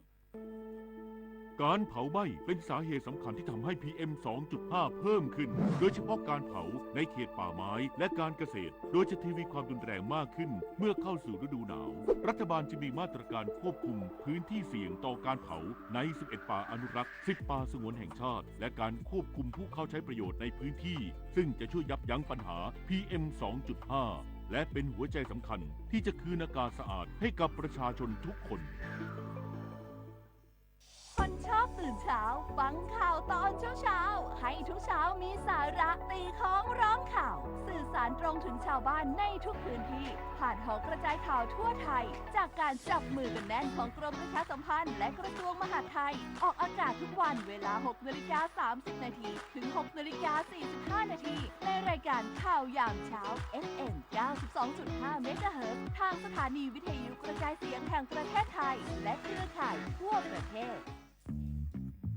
จะเป็นผู้สูงวัยที่ช็อตหรือจะเป็นผู้สูงวัยที่ชิลใช้จ่ายสบายในบ้านปลายชีวิตอยู่ที่คุณแล้วล่ะค่ะรับเงินมาทำบัญชีจดรายรับจดรายจ่ายจดเงินคงเหลือสิ้นเดือนสรุปยอดบัญชีครัวเรือนหรือบัญชีรายรับรายจ่ายจัดทำง่ายลดค่าใช้จ่ายที่ไม่จำเป็นรู้สถานะทางการเงินเพื่อวางแผนการใช้จ่ายอย่างเหมาะสมและเกิดการออมอย่างยั่งยืนเริ่มได้ตั้งแต่วันนี้เตรียมพร้อมก่อนสูงวัยจดไม่จน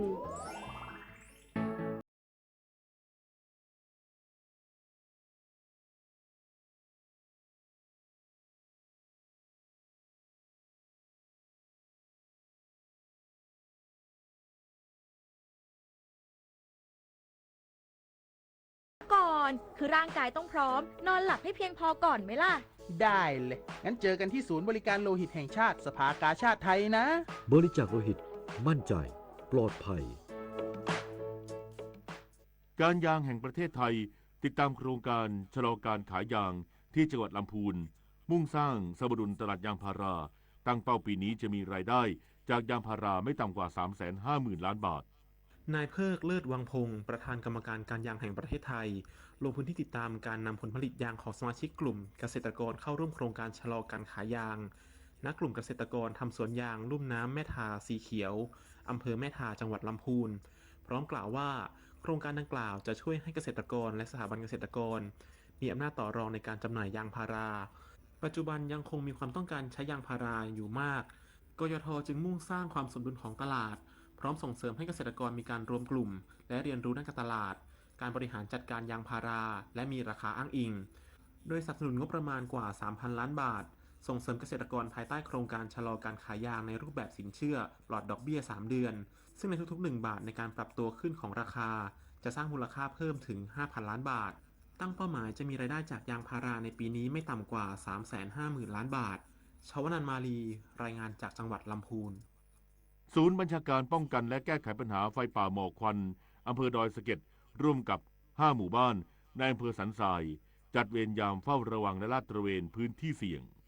นายจักรินทร์ สิรินทรภูมินายอำเภอดอยสะเก็ดสั่งการให้ศูนย์บัญชาการป้องกันและแก้ไขปัญหาไฟป่าหมอกควันอำเภอดอยสะเก็ดประสานหน่วยงานในพื้นที่ออกลาดตระเวนและตรวจติดตามสถานการณ์ไฟป่าบริเวณโดยรอบและบริเวณใกล้เคียงอย่างต่อเนื่องขณะที่อำเภอสันทรายผนึกกำลัง5หมู่บ้านป้องกันไฟป่าโดยจัดกิจกรรมไม่เผาเราทำได้ในพื้นที่อำเภอสันทรายร่วมกันจัดกิจกรรมป้องกันเฝ้าระวังในพื้นที่รับผิดชอบจัดกิจกรรมเคาะประตูบ้านรณรงค์ประชาสัมพันธ์หยุดเผาหยุดฝุ่นเพื่อคุณเพื่อเราสร้างการรับรู้และขอความร่วมมือหยุดเผาและได้จัดเวรยามเฝ้าระวังลาดตระเวนในพื้นที่เสี่ยงซึ่งจากการจัดทีมตรวจตาเฝ้าระวังพื้นที่เสี่ยงยังไม่พบจุดความร้อนหรือการเผาไหม้ในพื้นที่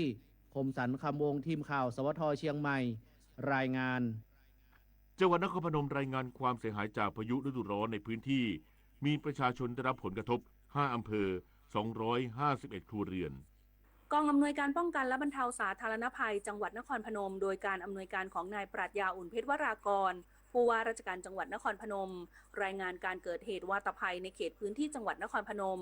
รวมความเสียหาย5อำเภอ15ตำบล54หมู่บ้าน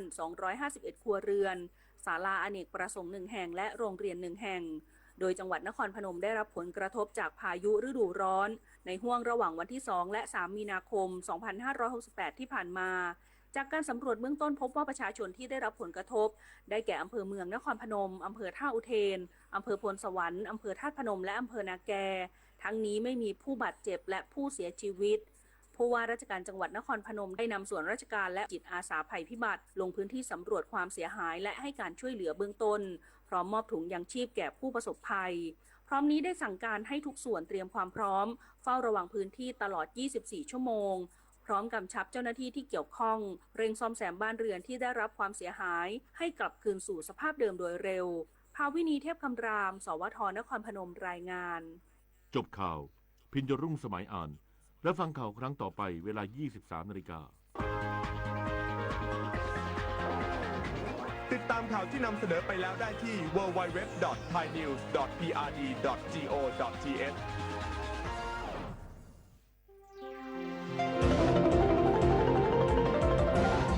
วิทยุแห่งประเทศไทยให้ความรู้กู้ความสุข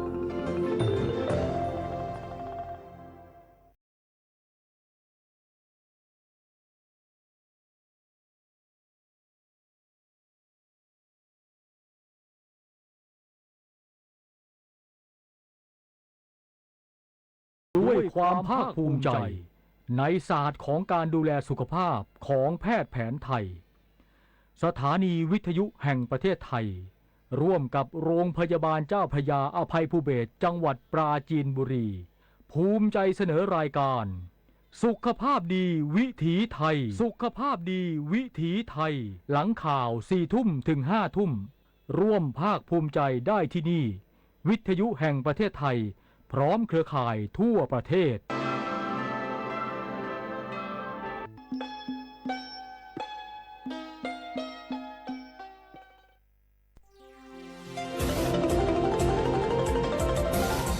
วิทยุแห่งประเทศไทยให้ความรู้กู้ความสุข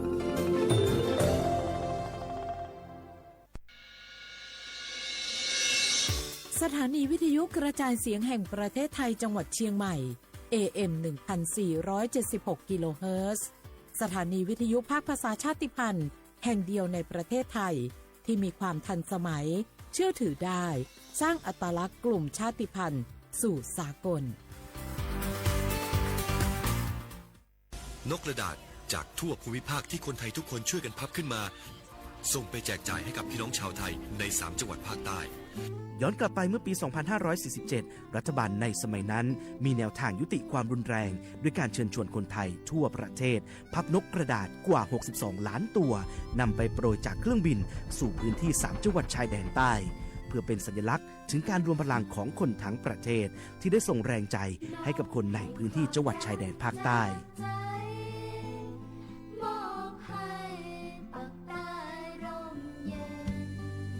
นกกระดาษกว่า 62 ล้านตัวที่โปรยมาจากฟากฟ้าในวันนั้นได้นำมาก่อสร้างเป็นอนุสาวรีย์นกสันติภาพที่ชาวจังหวัดนราธิวาสเรียกกันว่าวงเวียนนกผ่านมาแล้วกว่า 20 ปี อนุสาวรีย์นกสันติภาพยังคงตั้งตระหง่านและกลายเป็นสถานที่จุดเช็คอินของนักท่องเที่ยวแม้ว่านกสันติภาพตัวนี้จะไม่สามารถส่งเสียงได้แต่ก็คือสัญลักษณ์แห่งความหวังด้วยหวังว่าวันหนึ่งบ้านเมืองจะกลับมาสงบสุขและมีรอยยิ้มอีกครั้ง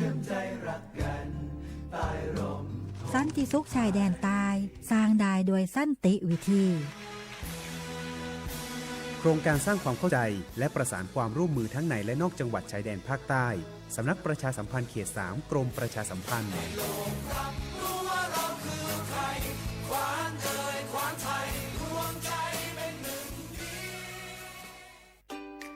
วันนี้คนไทยทุกคนที่อายุ 50-70 ปีตรวจคัดกรองมะเร็งลำไส้ใหญ่ได้ทุก 2 ปีที่คลินิกเทคนิคการแพทย์ชุมชนอบอุ่นไม่เสียค่าใช้จ่ายเพียงใช้บัตรประชาชนสังเกตสติ๊กเกอร์คลินิกเทคนิคการแพทย์ชุมชนอบอุ่นหรือจองคิวได้ที่แอปเป๋าตังค์เมนูกระเป๋าสุขภาพเลือกสิทธิสุขภาพดีป้องกันโรคดูแลคนไทยห่างไกลจากภัยร้ายมะเร็งลำไส้ใหญ่ 30 บาทรักษาทุกที่ที่คลินิกเทคนิคการแพทย์ชุมชนอบอุ่นสอบถามเพิ่มเติมสายด่วนสปสช1330 24 ชั่วโมง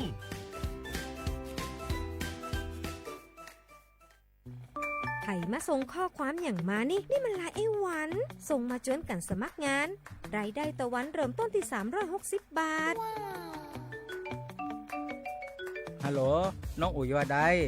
สนใจงานที่ไอ้ส่งไปเฮือก็น่าสนอยู่นะรายได้ก็ดีทำที่บ้านก็ได้ตอนนี้ไอ้ก็ส่งไปเฮือในกลุ่มไลน์ที่มูว่างานพดละเดี๋ยวก่อนไอ้หวันบริษัทอย่างที่ไหนนี่ลองอ่านดูแล้วสื่อบหารมีข้อมูลอย่างสักอย่างเจือได้แต่ก็เจ้าว่าแล้วต้องถามแน่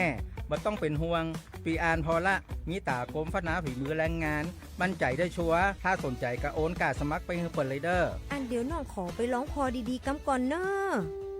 ตึงว่าแล้วโดนเพจปลอมจุ้งละไอ้หวันสังเกตง่ายๆเพจแต่ชื่อเพจต้องสะกดถูกและมีเครื่องหมายติ๊กถูกสีฟ้าตั้งหลังชื่อจำนวนผู้ติดตามนักตีสำคัญเปิ้นบ่มีนโยบายฮับงานไปทำตีบ้านนะเกือบไปแล้วเตือนเลยนะคะว่าอย่าลงเชื่ออะไรง่ายๆและขอความร่วมมือไม่ส่งต่อหรือแชร์ข้อมูลต่อในช่องทางสื่อสังคมออนไลน์ต่างๆหากสงสัยติดต่อหน่วยงานนั้นโดยตรงมั่นใจปลอดภัยกว่าค่ะสักนิดคิดก่อนแชร์ปรารถนาดีจากสำนักประชาสัมพันธ์เขต 3 กรมประชาสัมพันธ์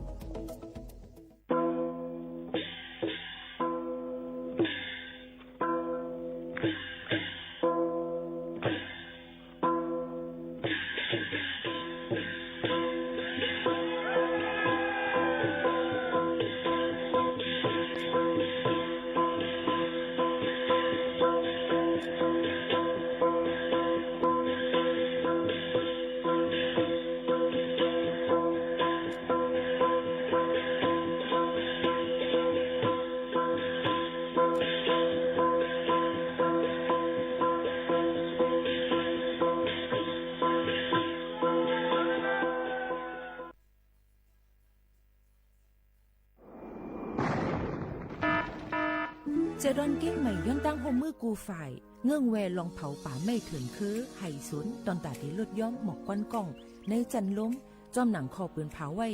หนังฮือเตกุ้มทิ้งลองเผาในหลายๆปืนตีลอยอ่ำปันเผาสังเสอิดตาที่เฮ็ดเธอจันล้มอ่ำวิกหมอกควันกล้องควันโม PM 2.5 เตเอาเนื้อวันที่1เดือน1 2หิงหาปากปลาย68ต่อถึงวันที่15เดือน5 2หิงหาปากปลาย68สั่งว่าหลูไลเผาในจึงเตไลล่งเส้นหมายย้อนขว้างดีแอปพลิเคชันไฟล์ดีไลอยู่ค่ะสั่งป่นเป็นเดญ่าตามตกคอกแลมไปตามเงินอ่ำป่น2หิงหาปากวาดอ่ำนั้นตั้ง2อันเก้งใหม่ปันเฮียงตาได้ใจเทคโนโลยีตาได้เพียวกวยอยู่ยุกยักแลไม่ดอกในให้ในสวนหนังหือลองเผาป่าไม่เตลดย้อมและเฮ็ดให้สภาวะฟิงตื้นเป็นจึงเสรีตายินยาวข้าวหินสังทบหันลองเผาในปืนตีหามเผาอ่ำนั้นทบหันคนเฮ็ดพิษกับสืบตึงลาดกว่าเลยดี0531128808อ่ำนั้น191ไหล่24โจมองค่ะ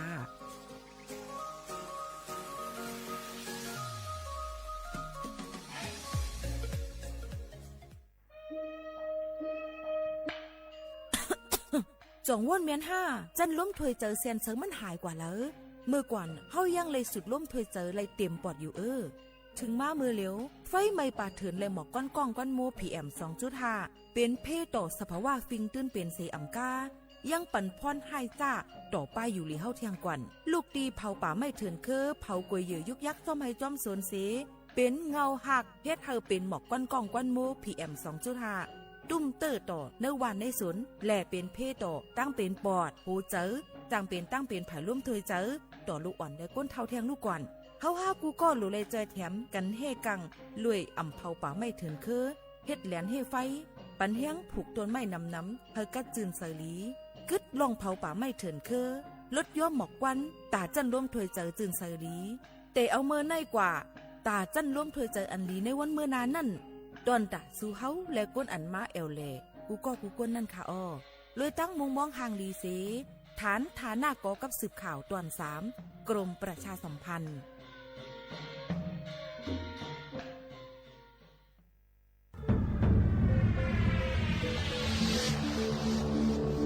ก้นกูก่อนไอ้จับลงมาแล้ว ก่อนเคยมีตั้งพัดถึงเขาโป้ยจังจานขึ้นบนโลกอย่าลืมค่ะนะ อย่าลืมขึ้นลูกค่ะนะพี่นันได้ให้เขา 1 2 3 4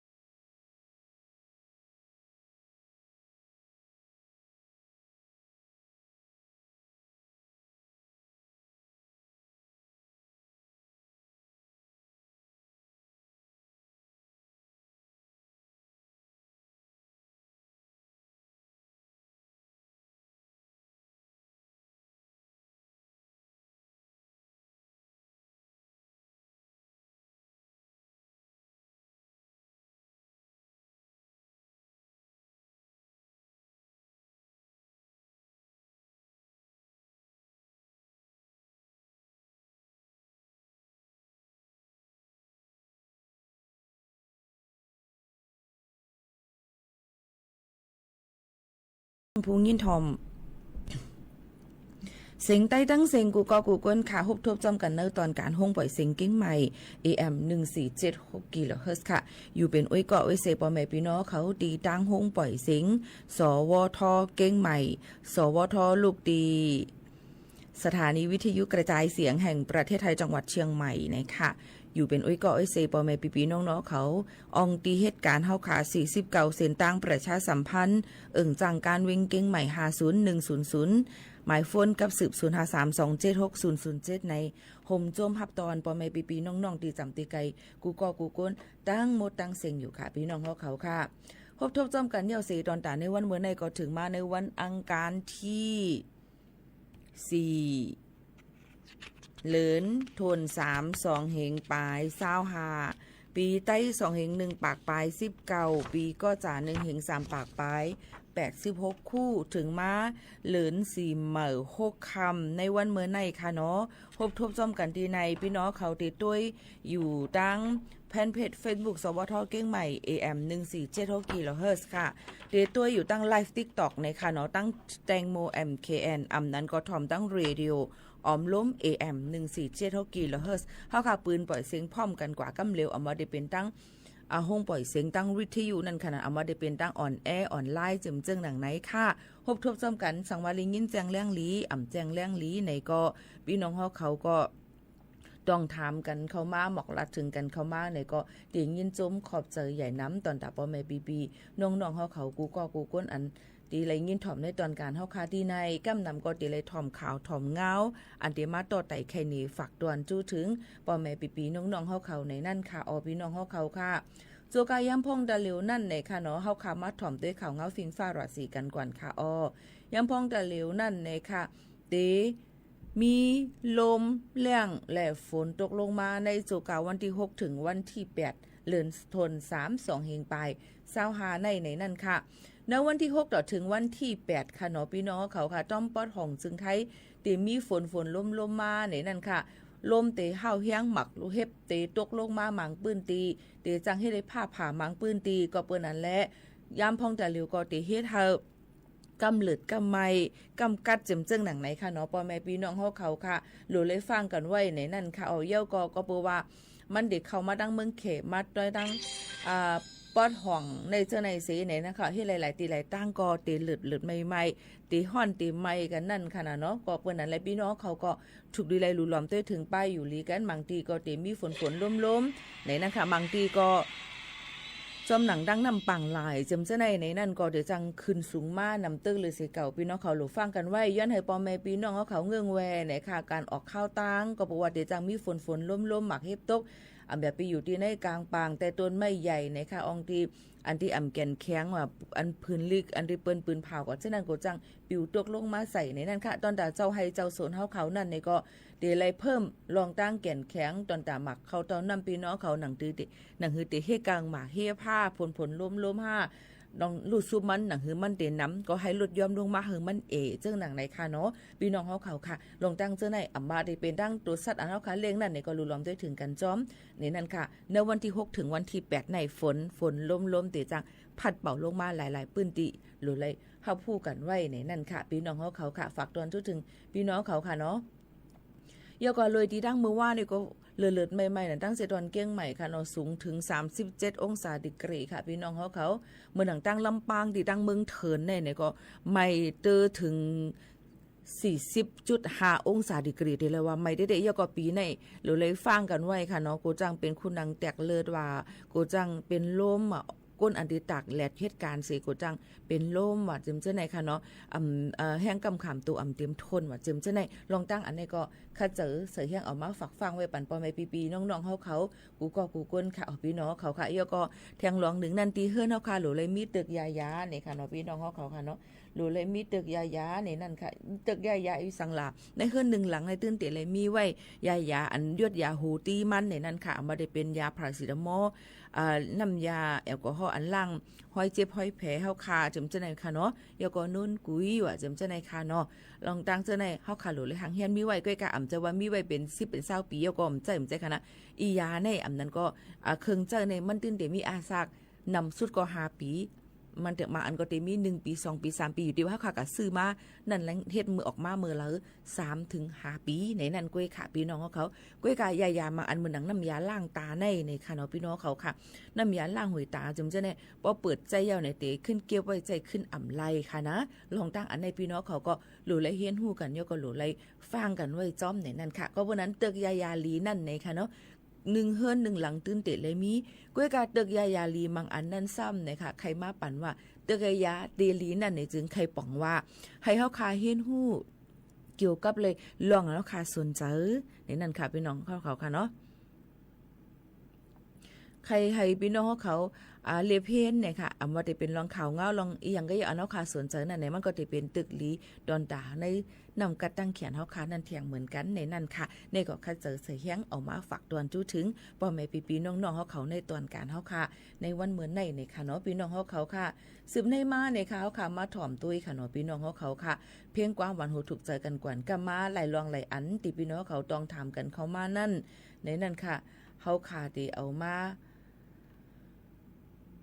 ฝากปันพี่น้องเขาเลยมาตอบปันเขาถามพี่น้องเขาให้เลยยินถ่อมจ้อมกันอยู่อ่ำห้างในนั่นค่ะพี่น้องเขาค่ะได้เร็วในอ่อนกันหรือเฮือหรือเจอ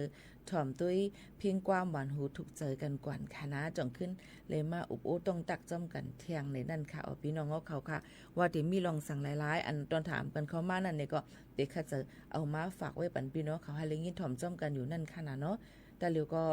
เป็นข้าวยามตีมาถ่อมเพียงความหวานหูถูกใจกันกวนเลยค่ะ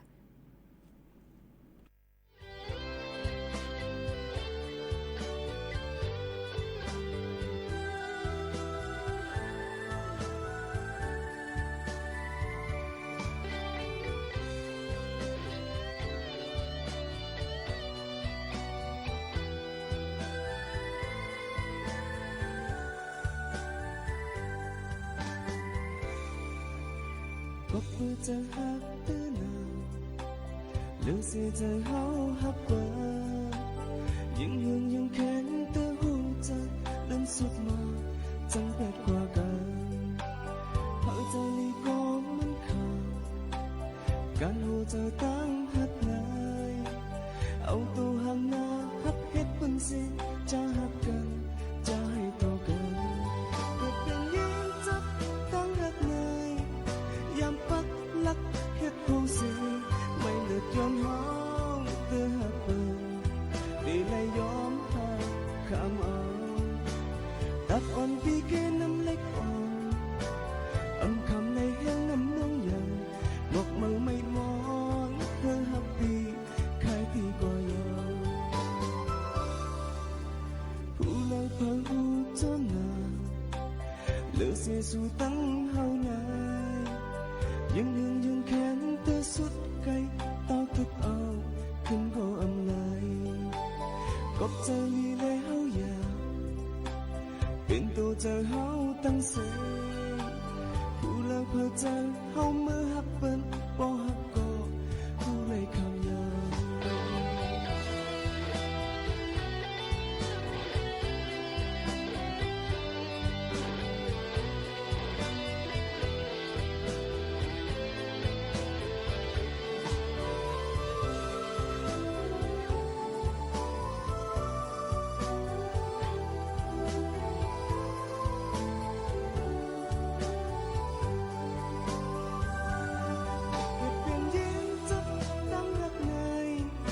ยามปักหลักเฮ็ดผู้สิไม่เลือดย้อนหาเธอหักเปิดดีเลยยอมหักคำเอาตัดอ่อนปีเกน้ำเล็กอ่อน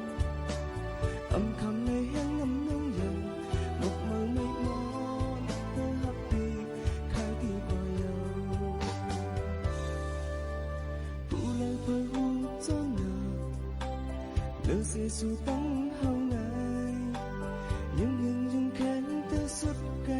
ต่อทุกเอาขึ้นก็อำลายกบเจอลีเลเฮาอยากเป็นตัวเจอเฮาตั้งเสผู้เลยเพื่อเจอเฮามาหักเปิ้นบ่หักก็ผู้เลยคำยาว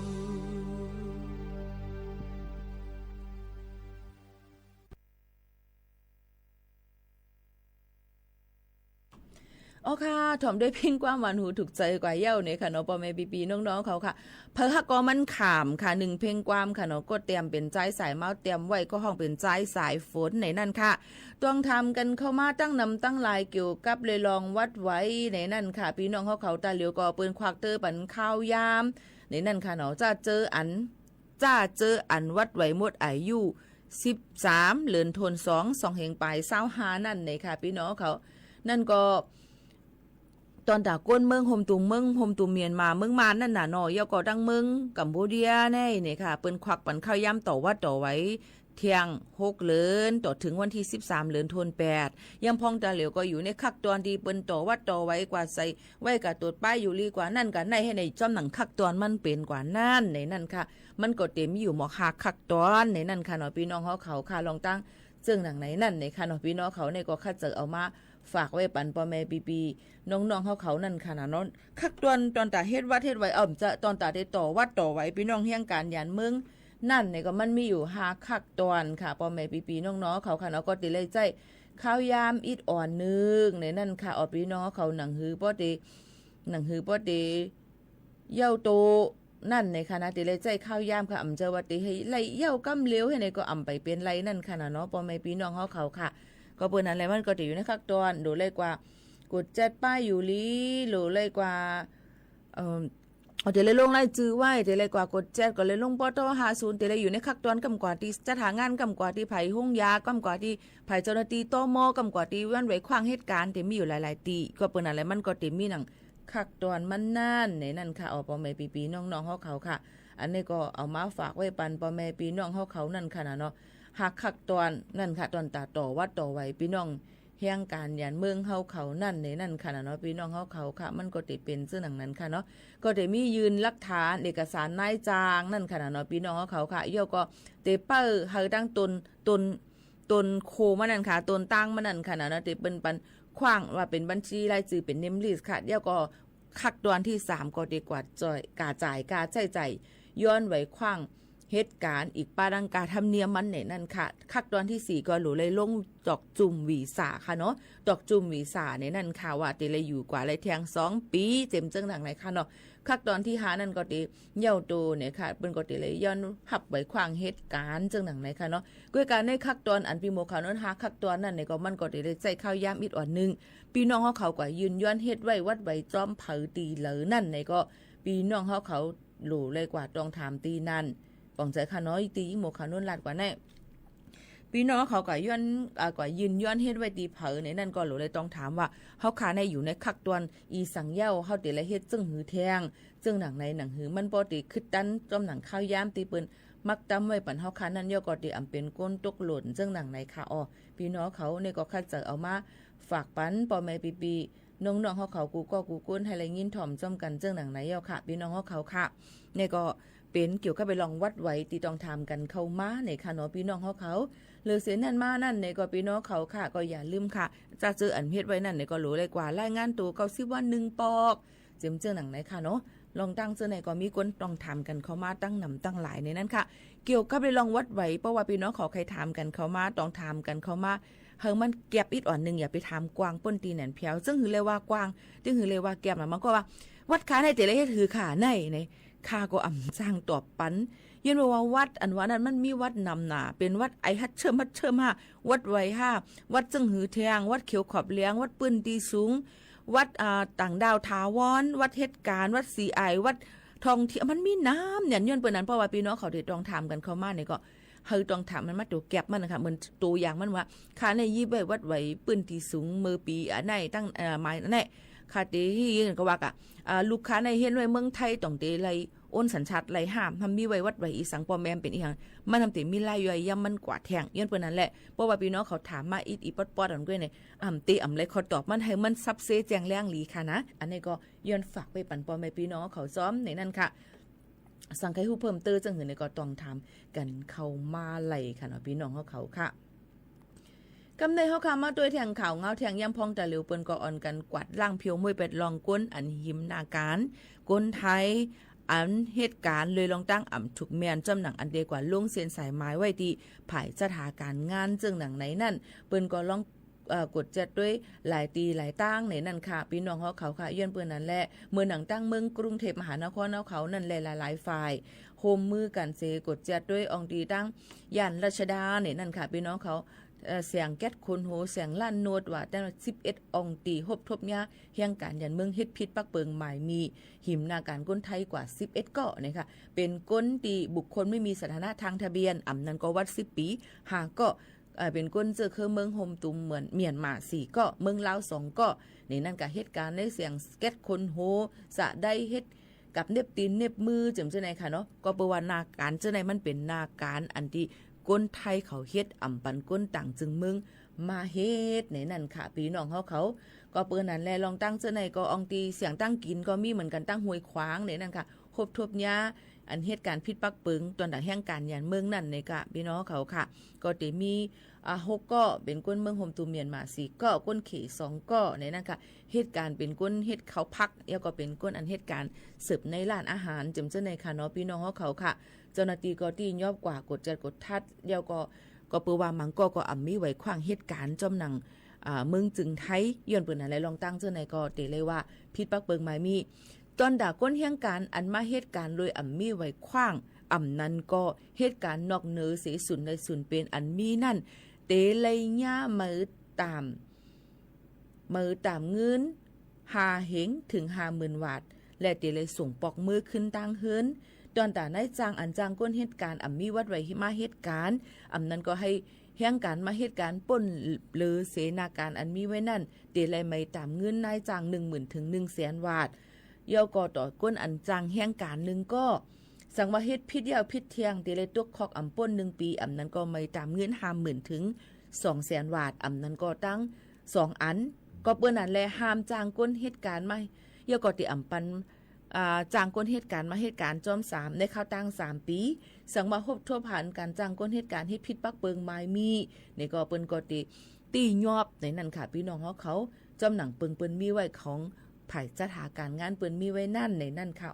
ลองตั้งเจ้าในก็เอามาฝากฟังไว้ปั่นพ่อแม่พี่น้องเขาว่าจะเจออันพี่น้องไต้เฮาค่ะจะเจออันพี่น้องเฮียงการเฮาค่ะตั้งเสียงนะคะสั่งว่ามีวัดไว้ก่ย้อนควางไว้อันนึงซ้ำก่อเหตุการณ์เที่ยงตีนึงนั่นในมันผิดปักเบิงหมายมีสั่งว่าเจ้าหน้าที่เปิ้นกว่ากดแจดกดทัดญาเนี่ยจึงเฮาค่ะได้ญาตัวตามมือตามเงินในค่ะเนาะนั้นก็ตัวคอกนั้นก็ตั้ง2อันในแค่นตัวป่องเจอปัญญาน้ำเสกามมังก็โลเฮามีเงินนำหน้าแล้วต้องจังเสื้อในก็ถูกหรือไรต่างเนอะโซเชียลนั้นก็เนื้อออนไลน์จะเนื้อสื่อกูตีกูตั้งในค่ะเนาะเหตุการณ์ในหลวงเลยฟังกันไว้เต้ๆในนั่นค่ะย้อนปว่านาการมังอันในเฮียงการยันเมืองเฮาค่ะมันเฮ็ดไหลก็เปือว่ามันเป็นเมืองเปิ้นก้อยกะว่าใครเฮ็ดจึงนั้นจึงในว่านี่มันก็ติเลยมีล็อกไล่มันว่าเฮาเป็นลูกจ้างเปิ้น5เฮาเฮ็ดถือจึงในมันได้มีล็อกไล่มันเที่ยงอยู่ก็เปิ้นนั่นแหละอันนี้หมู่ขาวนุ่นมาลัดปืนเผาปานในใครเฮาพี่น้องเขาเฮาผู้ว่าการอันว่านั่นจะว่ากูก็ที่เฮ็ดไล่ปีหมู่เขานั่นก็เฮ็ดไรกูอันย้อนเปือสั่งล่ะหน้าการอันที่เฮาค่ะหมอกินก็เฮ็ดก็ไรเหมือนกันนั่นใครย้อนเปิ้นนั่นแหละพี่น้องเขาก็ให้หมออยู่หมอกินฟังอยู่ฟังกินกันจ้อมในนั่นค่ะเอามาฝากฟังไว้ปั่นพ่อแม่ปีน้องๆเขากูก้นตั้งมดตั้งเสียงค่ะเนาะพี่น้องเขาค่ะลือเจอถ่อมด้วยเพียงกว่ามันหูถูกเจอกันเจียงลูกก่อนค่ะนะพี่น้องเขาค่ะพี่น้องเขาย้อนกันเข้ามาเพียงความมือไก่ย้อนเพียงความย้อนความปีโมโหไรก็ไรนี่ค่ะย้อนเพียงความปีโมเพียงความโหไรก็ไรนี่ค่ะเนาะปีโมขานุ่นหลายวันเอาค่ะขำเลยเปิดปันค่ะนะมาถ่อมด้วยจ้อมกันก่อนค่ะเพราะนั้นติดถ่อมได้เป็นเพียงความโหเลยเนี่ยเขาขับไปสืบเงินถ่อมจ้อมกันค่ะเนาะ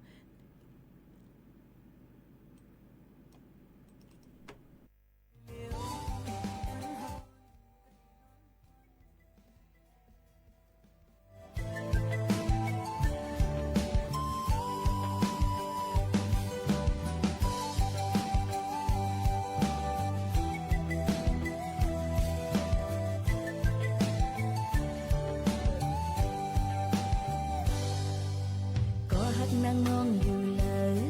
พายันใจเฮาปีฮือเจอกางเจอน้องสาวอ่านคือทมยาหบทบเก็บกำหนึ่งมองข้าวเฮือยาวเนื้อเจอน้องอยากขันจมสู้กับสั่งใจเฮาเป็ดยานไปน้องกว่าใจ ใจมือมีอยู่เลยอมวนเสื้อเยาที่ไหนเธอพองยามเลยผาดข้าวตั้งขึ้นมาหนึ่งวันหนึ่งเคยหันมองข้าวเหืออยู่ไหนเธอน้องอยากขันจมเจอกบสั่งใจปีลืมยานไปน้องนางอยู่อยากขันเจอนั้นเจอน้องตีคุกเจอเลยใจกบสั่งใจอำเพียวต้องลอยหูถึงอีลูน้องสีสอกหาปันอีกหนึ่งอยู่หิมเลยใจไว้ยินความน้องสีขึ้นปอกมือสีกำสาวนางน้องก็ไว้มองอยู่ถึงกวนใจไว้มือมีอยู่เลยเอามวนเสื้อเยาที่ไหนเธอ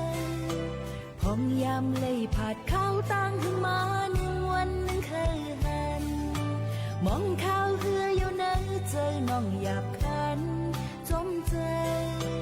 กบสั่งใจปีลืมยันไปน้องนางอยู่หยาบคันเจอนะเจอน้องตีคุกเจอเลยใจกบสั่งใจอำเพียวต้องเล่าอยู่ถึงอีลูน้องสีสอกหาปันอีกหนึ่งอยู่หิมเลยใจไว้ยินความน้องสีขึ้นปอกมือสีกำสาวนางน้องก็ไว้มองอยู่ถึงกูยาม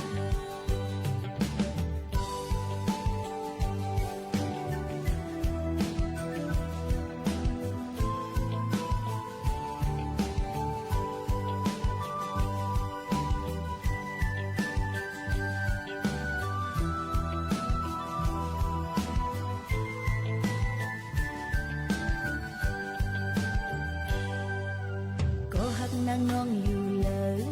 พาเดียนใจเฮาปีเฮือเธอกางเจอน้องสาวอ่านคือทมยาหบทบเก็บกำเงินมองข้าวเฮืออยู่เนอเจอน้องหยาบคันจมสู่กับสั่งใจปีลืมยันไปน้องนางอยู่หยาบคันเจอนะเจอน้องตีคุกเจอเลยใจกับสั่งใจอำเพียวต้องเล่าอยู่ถึงอีลูน้องสีสอกหาปันอีกหนึ่งอยู่หิมเลยใจไว้ยินความน้องสีขึ้นปอกมือสีกำสาวนางน้องก็ไว้มองอยู่ถึงกูยามลาลาลาลาลาลาลาลาลาลาลาลาลาลาลาลาลา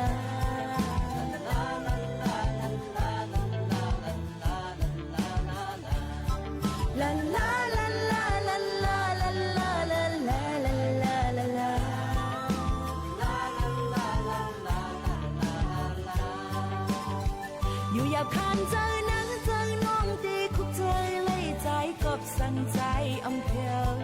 ต้องเล่าอยู่ถึงอีลูน้องสีสอกหาปันอีกหนึ่งอยู่หิมเลยใจไว้ยินความน้องสีขึ้นปอกมือสีกำค่ะพี่น้องเฮาเขาค่ะและฮับถอมต้อมกันในตอนการเฮาค่ะที่ในโฮมชมฮับตอนที่ต้องตักกันเข้ามากูตีกูตั้งกูฝ่ายค่ะเนาะพี่น้องเขาค่ะเอามาได้ถอมตั้งเรดิโอออมล้มเอามาได้ด้วยตั้งไลฟ์เฮาค่ะตั้งเพจสวทเก้งใหม่ AM 1476 kHz เอามาได้ด้วยไลฟ์ตั้ง TikTok เฮาค่ะในค่ะไลตีไลตั้งพบทุกจ้อมกันก็ได้เลยว่ามันก็ถามว่าปีหมวกคาโนนำเหตุการณ์ที่ห้องปล่อยเสียงเย้า5เฮ็ดค่ะ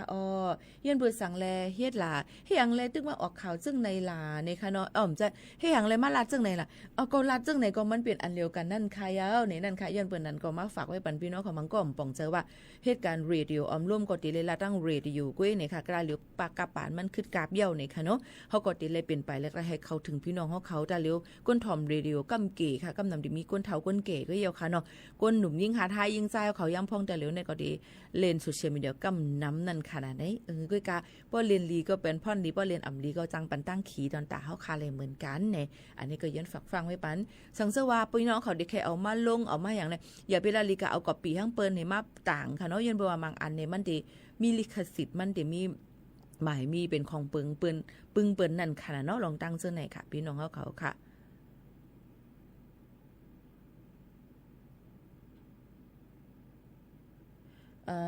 ยันอ่านข้อความอิดอ่อนนึงค่ะเนาะปอแม่พี่น้องเขาคำเป็นอันตกเจอเตนะคะอยู่ที่ตะคิเล็กเสปันเฮียงอยู่ค่ะยินอยู่โคราชทอมอยู่ค่ะยินจมขอบใจค่ะ กวนลาวค่ะเมื่อซุงค่ะปีโมมือคำว่ากว่าปังมาสาปีใจตีอยู่ค่ะปังมาสาใจตีเลยค่ะปีย่ำเลยกว่าปีย่ำฮับผู้ค่ะใจตีอยู่ไว้ตีเลยตั้งไหลค่ะน้องเว้ยปังมาสาใจตีเลยลาดปันปัมปีโมสุอีกนึงค่ะนะค่ะอำเลยกว่าค่ะมือว่าค่ะเนาะอยู่ไว้ตีขึ้นกุ้ยค่ะอำนั้นก็หันมืนกันค่ะลาดปันอีกอ่อนนึงค่ะนะปังมาสาใจตีเป็นเพอค่ะค่ะย่ำไปฮู้จักค่ะเนาะยันลาดปันอีกนึงค่ะเนาะใจตีในคนนำนะคะรุ่นไหนคนอันฮู้จักก็ยินชมค่ะที่ต้องตักกันเข้ามาเลยลาดข่าวถึงกันเลยค่ะเนาะ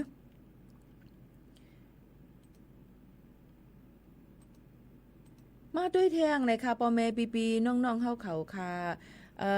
ในข้าวตั้งข้าวใหม่ในค่ะเนาะกำนำก็ติมีเกี่ยวกับเรื่องการอึดเฮียนลูกอ่อนเปิ้นก็ติมีปังเฮียนข้าวใหม่จำเจอตั้งวานเฮาเมืองเฮาบางทีก็เปิ้นได้ครึ่งปองบางทีเปิ้นก็ติอำจังครึ่งปองยังเปิ้นว่าลองวานเมืองอำไปนิ่มเศร้าเลยเจ้าในก็จังมีค่ะเนาะอันนี้ก็เฮาไปมาด้วยทางว่าติมีทางที่เลยพองหลายๆเนี่ยค่ะก้อยกะอันเลยครับผู้นั่นได้ก็ดอนตาปางสอนลิกใต้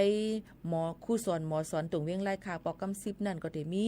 ปางสอนลิกใต้ข้าวใหม่ในเสตีเว้งไล่ค่ะก็ดีจัดเฮ็ดปางพึกพ่อนคู่สอนหมอสอนฟิงแงพุทธะไหลลิกไล่ใต้ปอกกำ10ปีในก็ได้มีลูกเฮ็ดมากขึ้นปางพึกพ่อนอยู่ปากปลาย50ค่ะพ่อแม่ปีน้องๆเขาอันนี้ก็เอามาฝากตอนถึงกันหลายตีก็เด็กใครมีอยู่ก็กะว่าลองดีอยู่ด้านเซาห่มรวมไหลเดี๋ยวจะในก็จังเป็นไหลนั่นค่ะเนาะในก็มาฝากไว้ปันปอแม่ปีน้องๆเขาเทียงกำนึงค่ะย้ำพงแต่เหลียวขยันฝากฟังไว้ปันปอแม่ปีน้องเขาตั้งเป็นบนห้องว่าอีดำอีแดงตั้งเป็นไข่อีลำอีเลี้ยงเลยค่ะว่าครบทบในลูกอ่อนอายุอาศัก5 ถึง 15 ปีค่ะเจอในเนี่ยค่ะติดจับกันไรง่ายผ่านผายดั้งผายร่วมถอยเจอถ่ายดั้งไอว่าจามเจอในค่ะเนาะเจอหนังในค่ะเนาะเยอะก็เหมือนหนังว่าติเจอคู่ของจ้อมกันเหมือนหนังก๊อกน้ำจ้อพาเจ็ดนาพาเจ็ดตูเนี่ยค่ะกำนำก้นอันเตเลยรูรวมด้วยถึงอันห้าวเฮียงนั่นก็จะเป็นลูกอ่อนในไว้อันขึ้นห้องเฮนเนี่ยค่ะอองตีก้นอันที่อยู่ในก้นกึนควันน้ำในนั่นค่ะพี่น้องเขาค่ะเจอหนังไหนค่ะเนาะตั้งเป็ดอันไหนก็ผังหางมันก็จะมีลมไม้ไข้หนาวสูงเจ็บคอเนี่ยค่ะต่อมทอมซิมเนี่ยเกอเนี่ยค่ะเนาะมีจะมีแทงเป็นเม็ดเป็นนองๆอ่อนจอมเนินหนังเฮาคาเนี่ยค่ะพี่น้องเขาค่ะเนาะเดี๋ยวก็จะมีเหมือนหนังพื้นเหมือนจังเจหลงไว้จ้าหลงไว้เจ้าหนังไหนค่ะเนาะลองตั้งเจ้าไหนเตมาจอมตีนจอมขาแขนขาเจ้าไหนค่ะเนาะก็ตีหิมสีซบนั่นทำเตจืดๆจางๆไว้เฮ็ดจังหนังไหนค่ะเนาะพี่น้องเขาค่ะก็เปิ้นนั้นลองตั้งเจ้าไหนสังว่าเป็นได้จึงถูกไล่กว่าฮบทบหมอยากดจัดและยวดยาปันคันเพ้อในนั่นค่ะหนังหือปอติคือตันไหนนั่นเนี่ยค่ะที่เตมันก็ยาอีอาตั้งเป็นอีลำอีเลียงอันว่าในอ่ำหายเลยหั่งกล้วยค่ะเนาะตีเลยกว่าฮบทบหมอยารักษาปันก่อนเพราะว่ามีตั้งเปลี่ยนต่างอันเพิ่มเตื้อเข้ามาแทงในนั่นจึงแห่งกำขาเมาขายยบย่อมนี่ติตั้งถึงอาศักสายใจไล่อันนี้ก็ฝากฟังไว้ปันพ่อแม่พี่น้องจะเจออันมีลูกมีหลานเขากูก็กูก้นเฮาฟังกันไว้ลองตั้งเป็นอันไม่มาจอมข้าวในจอมในนั่นค่ะเยาก็ตั้งใจดอนเก้งใหม่ค่ะพี่น้องเขาจะเจออันอยู่ได้เข็ดมึงเก้งใหม่เขาในเนี่ยค่ะก็กด7ยดยาป้ายอยู่ลีฟรีกูสุนไลสุนเป็นการรักษาเนี่ยค่ะนายอัศนีบุรณุปกรณ์เนี่ยนั่นค่ะภายนายกเทศมนตรีเจดอนเก้งใหม่ก็บอกลาถึงว่าตั้งเมืองเก้งใหม่โฮมตั้งภายกองทุนหลักประกันสุขภาพท้องถิ่นเทศบาลนครเชียงใหม่ในนั่นก็อีกป้าดังห้องยาเทศบาลนครเก้งใหม่ที่จัดเฮ็ดลองโครงการกด7ป้ายอยู่ลีเคลื่อนตีนะคะก็กด7ป้ายอยู่ลีต่างตีออกนอกปื้นตีนั่นค่ะเนาะพี่น้องเขาตอนตาก้นอันอยู่จ้อมในเมืองเก้งใหม่ในทุนปี2 5ปากไป68นะคะเตเอาวันที่3ถึงวันที่9เลื่อนทุน3 2 5ปากไป68ข้าวยาม7 โมงกลางในต่อถึง11 โมงอองตีห้องยาเทศบาลนครเก้งใหม่หิมกัดลงนั่นค่ะก็บนนั้นแหละผิดหมอกพี่น้องเขาจะเจออันมีอายุอาศัก35 ปีขึ้นเนื้อมีจืออยู่ในหมายเคอเฮินอยู่ในเมืองเก้งใหม่กะกด7เลยอำเซงกายยดยาอีสังในนั่นค่ะเนาะพี่น้องเขาค่ะก็บนนั้นแหละติเลยเอาไว้กับตัวกว่าสำเนาทะเบียนบ้านไว้เคอเฮินนั่นกว่าติดต่อที่ห้องยาเทศบาลนครเก้งใหม่ในนั่นค่ะต้องถามเพิ่มเติมกว่ารายตีหมายโฟน0532332214ต่อ310ในวันข่าวยามเหตุการณ์จอมหนังหลงป่องจึงอันนี้ก็ยุ่มยามาติเป็นก้นอันอยู่ในปืนตีเมืองเก้งใหม่ในกล้วยเนี่ยเหมือนเฮาใครอยู่สันกำแพงอยู่ต่างตีในก็ติใจอำไรยก็ติเลยมีจื้อดังใหม่เคอเฮินอยู่ไว้ตีนั่นมีไว้ กับตัวเลยไมเคิลอยู่ไว้ได้จองตีปืนลาดไว้นั่นเนี่ยค่ะกำนำอัปเดตเป็นก้นไทยค่ะเนาะพี่น้องเขาก็การมีปืนพ่อนแต่ที่มาปืนเผาเนี่ยก็การอะไรมาปืนเผาปันพ่อแม่พี่น้องเขาให้เล็งยินถ่อมจ้อมกันซึ่งหนังไหนเย้าค่ะพี่น้องเขาค่ะถ่อมด้วยพี่น้องเขาย้อนเพียงความกันเข้ามาเจ้าเคยอย่างพุทธเจ้าเหมือนกันนี่ใจเสียนซึ่งห้องไว้ย้อนกันเข้ามาตั้ง TikTok 10กินถ่อมจ้อมกันค่ะ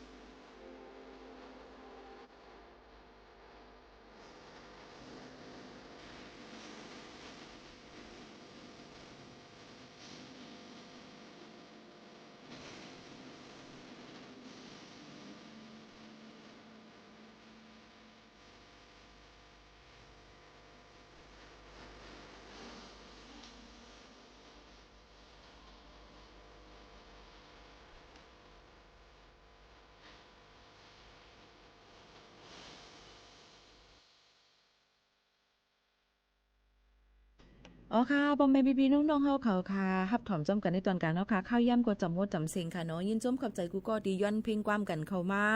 เนี่ยค่ะโยก็ต้องถามกันเข้ามาหลายรองหลายอันบางข้อก็ได้ตอบปันให้เตรียมทวนอยู่บางข้ออำไปจังตอบย้อนบ่ว่ารู้เลยกว่าต้องถามผู้ล่วงเรียนสิมาตอบปันพี่น้องเฮาเขาเนี่ยค่ะนะย้อนเบอร์สั่งสิอำว่าเนี่ยค่ะกูลองกูอันเดเลมีเงาหักศักดิ์ศรีมันสิมาตอบปันพี่น้องเขาหนังหือบ่ได้เป็นข้อตอบอันซื่ออันใจอำใจว่าก็ก๊อปปี้เอาที่เปิ้นมาให้ก็มาลงหน้าช่องตัวเจ้าเก่าให้ก็ลาดข่าวเงาเมื่อไหร่มีหนังในก็มจังว่าค่ะเนาะยันเปิ้นนั่นแหละกะปันตาเหลียวในหาเงินตั้งจันลมในหาลมหาเงินตั้งสายลมในก็กะก๊อปปี้เอาตีสูมากันในอำปันเครดิตเปิ้นอำลาดว่าเอาติไหลมาจึงจะได้ก็มีนำแหนนลองตั้งจะได้ก็มีนำค่ะเนาะก็อำมันอำพ้องเหลืออะไรอำเหลืออะไรก้นอันมันเฮ็ดนั่นขนาดไหนเฮาขาดถูกลิเลยฮู้ว่าเฮาถูกลิเลยเฮ็ดซึ่งหือให้มันบ่กึ่งเรียบแล้วก็ให้มันบ่หลีนะคะอองตีกูอันกูตีกูอันค่ะบางอันห่อมจังมาลาดปันพี่น้องเขากำซื้อยันบ่ว่าไปมีผืนดื้อมายืนยันไล่ห้องปล่อยเสียงเฮาคาดีในติเลมีเงาหักศักดิ์ศรีมันเฮ็ดจังไกปืนปล่อยเสียงปันพี่น้องเขาเนี่ยนั่นแค่ดอกป่องเจอปันใหญ่นำเสกำคาตาเหลียวก็ได้มีปังป้อยสั่งล่องหลายตีหลายตั้งตีกันหลายตีหลายตั้งเหี่ยวดีกว่าเลยไปเลยเอาไว้กับตัวก่อจ้อมโจกาวงวังในเจ้าเจออันมีเนมลิสต์หลายๆนะคะอำนั้นก็เจออันเฮ็ดไว้วัดไว้อำไปเตรียมทนเจมเจ้าในก็หลูเลยฟังกันไว้กะลองกว่ามาไปกูจังย่าเจ้าหน้าที่เปิ้นกดจัดกดท่าเท้าแห้งเนี่ยค่ะเนาะยันฝากไว้ปันพี่น้องเขาเฮ็ดวัดตีเผอก็เลยตัวเตี้ยนตีเลยเนี่ยก็กว่าต้องทำที่นั่นก็มานี่ที่นั่นเฮามันง่ายลมเจอเนี่ยนั่นค่ะเอี้ยก็เอาหลักฐานเงาหักศักดิ์ศรีเฮามีไว้นั่นสิกว่าต้องถามเปิ้นก็ลีอยู่เนี่ยนั่นค่ะเปิ้นอำนั้นก็เปิ้นก็ได้ปืนเผามาปันพี่น้องเขาว่าคักตอนในถึงตีไหลจึงหนังไหนเนี่ยนั่นฝากไว้ปันพี่น้องเขากูวันจึงหนังไหนเย้าค่ะผัดยันปอแม่ปีๆน้องๆเขาเมื่อกว่าก่อนเย้าค่ะนะจ่องขึ้นมาหบมาทบจอมปอแม่ปีๆน้องๆเขาเทียงค่ะเนาะผัดยันเมื่อนั่งเพลงความนำหยาดอ่ำคอยในนั่นค่ะเลี้ยงวันใหม่ห้องไว้สิส่งขึ้นมาหบมาทบจอมกันแทงข้าวยาม10-11 โมงค่ะเมื่อในขอบใจค่ะเมื่อสุงค่ะ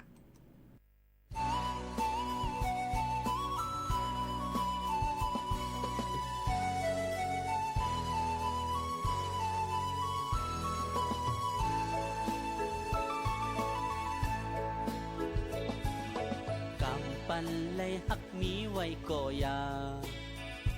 กำห่มขังใจเลยนั่งสมอกไปยัดนำเฮาตุกตีไกลมึนนั่งไหนอกไหลเจ็บห้องให้อยู่เหลือหักเฮากำในเอาย้ำน้ำตาฮือตีลืมไหลตั้งไม่เต็มมากผู้เจอปานอ่อนจาดบนเขาพี่สร้างมาใจลืมก็สม่ำเจอหนังจังก็สม่ำเจอสองก็หักกันจึงไหลเศร้าจามตาตีไหลหบตังจึกดันนาตาจัดไหนสุดตีกำในก็อยากนำเฮาย้อนเฮาเป็นกูอยู่จำเพราะว่ามีจัดนาอยู่ไหลปอกมาตกตีจำหน้าน้องอันเป็นคนก็ตั้งไข่เติมให้ลายสั่งถึงแลตีจังเฮ็ดหือลือพอมีแทงจะดันนาย้อนสู้เฮอค่อยกันนาเจอหักปีตาเฮอกว่าถ้ามองจำ